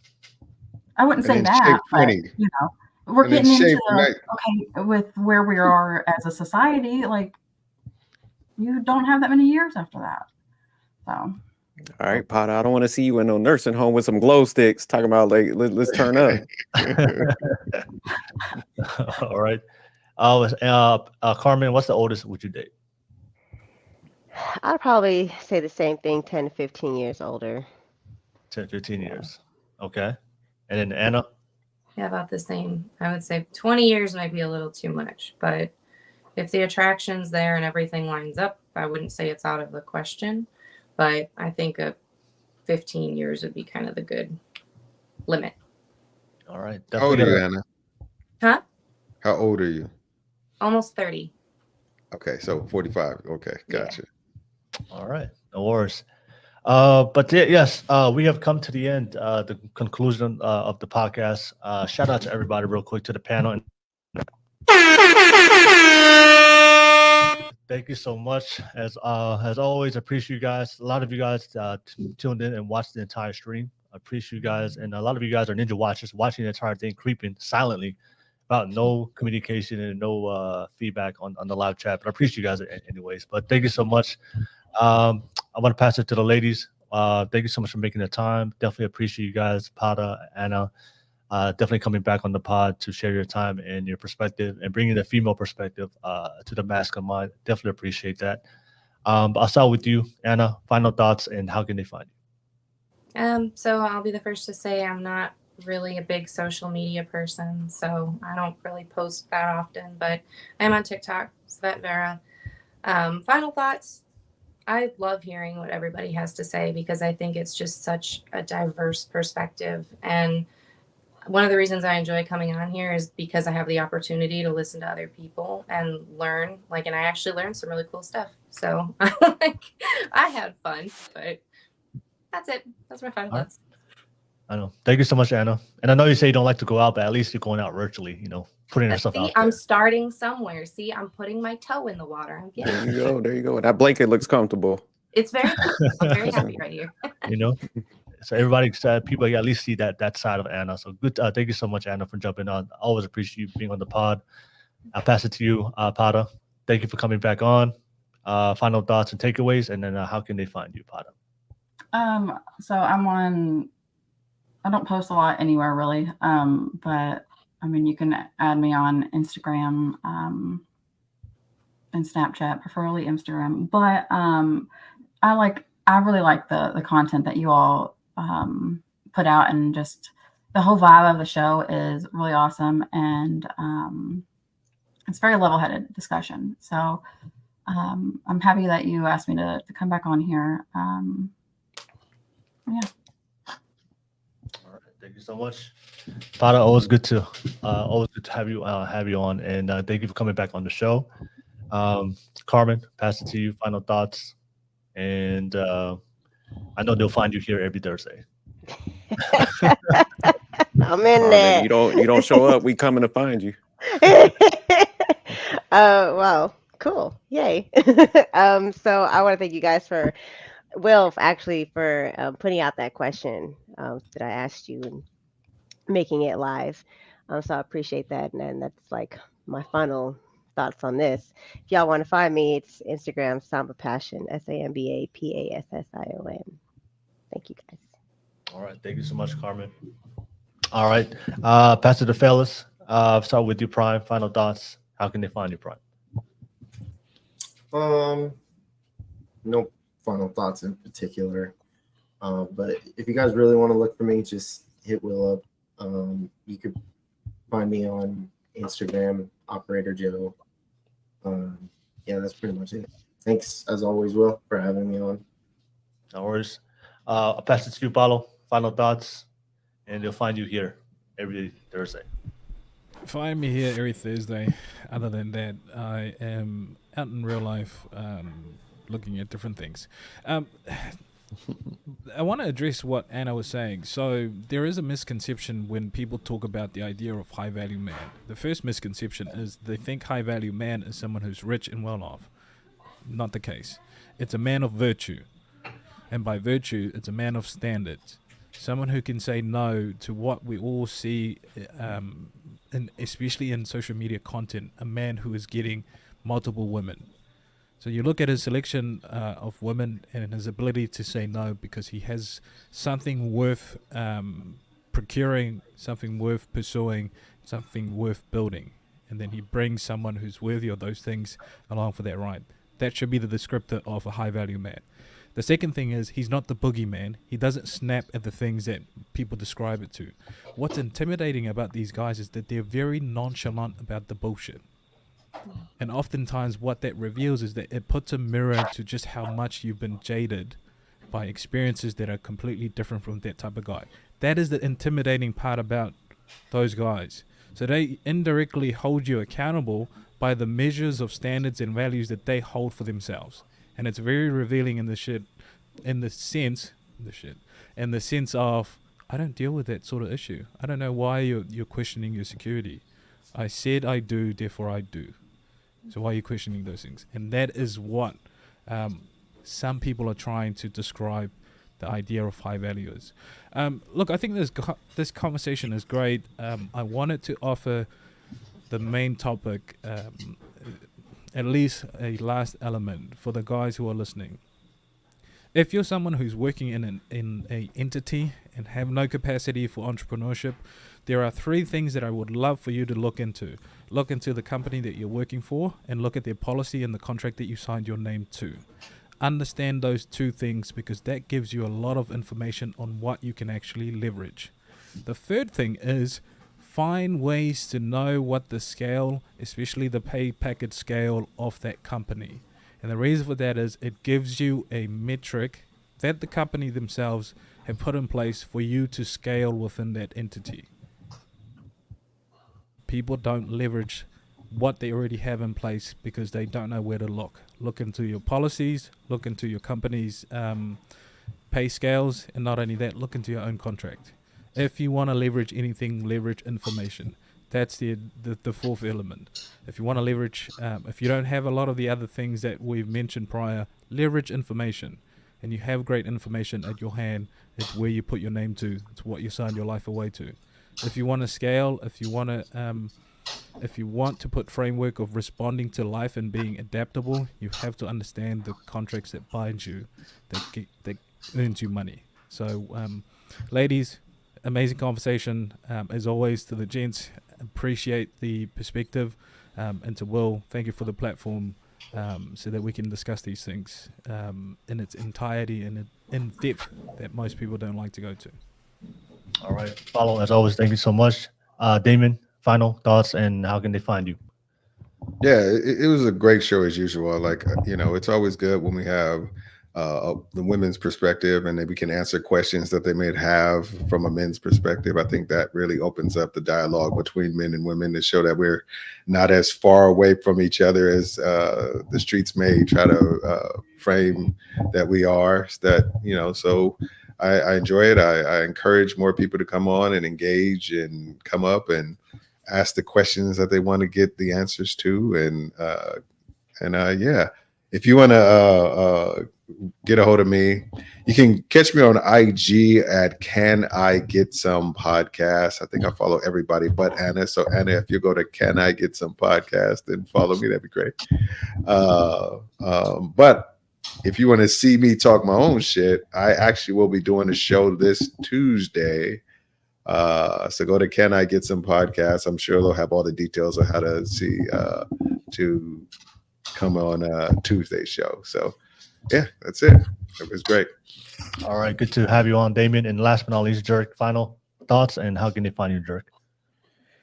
All right, I used to kind of dislike all of you guys, but you're starting to grow on me. So thank you guys for not being that bad of people that I used to think. No, I'm joking. Great conversation, man. I think it's really important for, like Dame said, men that have their stuff together and females that also have their stuff together that can come together, have a good conversation and, run through different scenarios, come to solutions and stuff. Because I do send these videos out to a lot of people that I know, and they always come back to me like, hey, Carmen helped me out when she was speaking about this. Pada helped me out, Anna. So I think a lot of times when we are doing this type of stuff, man, we could, just by having this dialogue, impact other people's lives and stuff. So I definitely appreciate you guys being honest and coming up here and having that conversation with us. It's definitely a dope conversation. And Will, thanks for, letting everybody come up and hosting just a respectful conversation. So keep up the hard work on that. No worries, Jerk. As always, thank you so much. And Manic, appreciate you with the super chat. Great combo. Appreciate you, Manic. Thank you so much for the great combo super chat. But nevertheless, appreciate you guys. We had a great show. Thank you so much for tuning in. Don't forget to see Val in the content. Definitely smash that like, subscribe button real quick. But we host this every single Thursday, so get notified in your notifications. We do go live next time. But ladies, thank you so much, fellas. Appreciate your time. But everybody have a good night. Peace, y'all. Thanks. Bye. All right. Peace. Peace.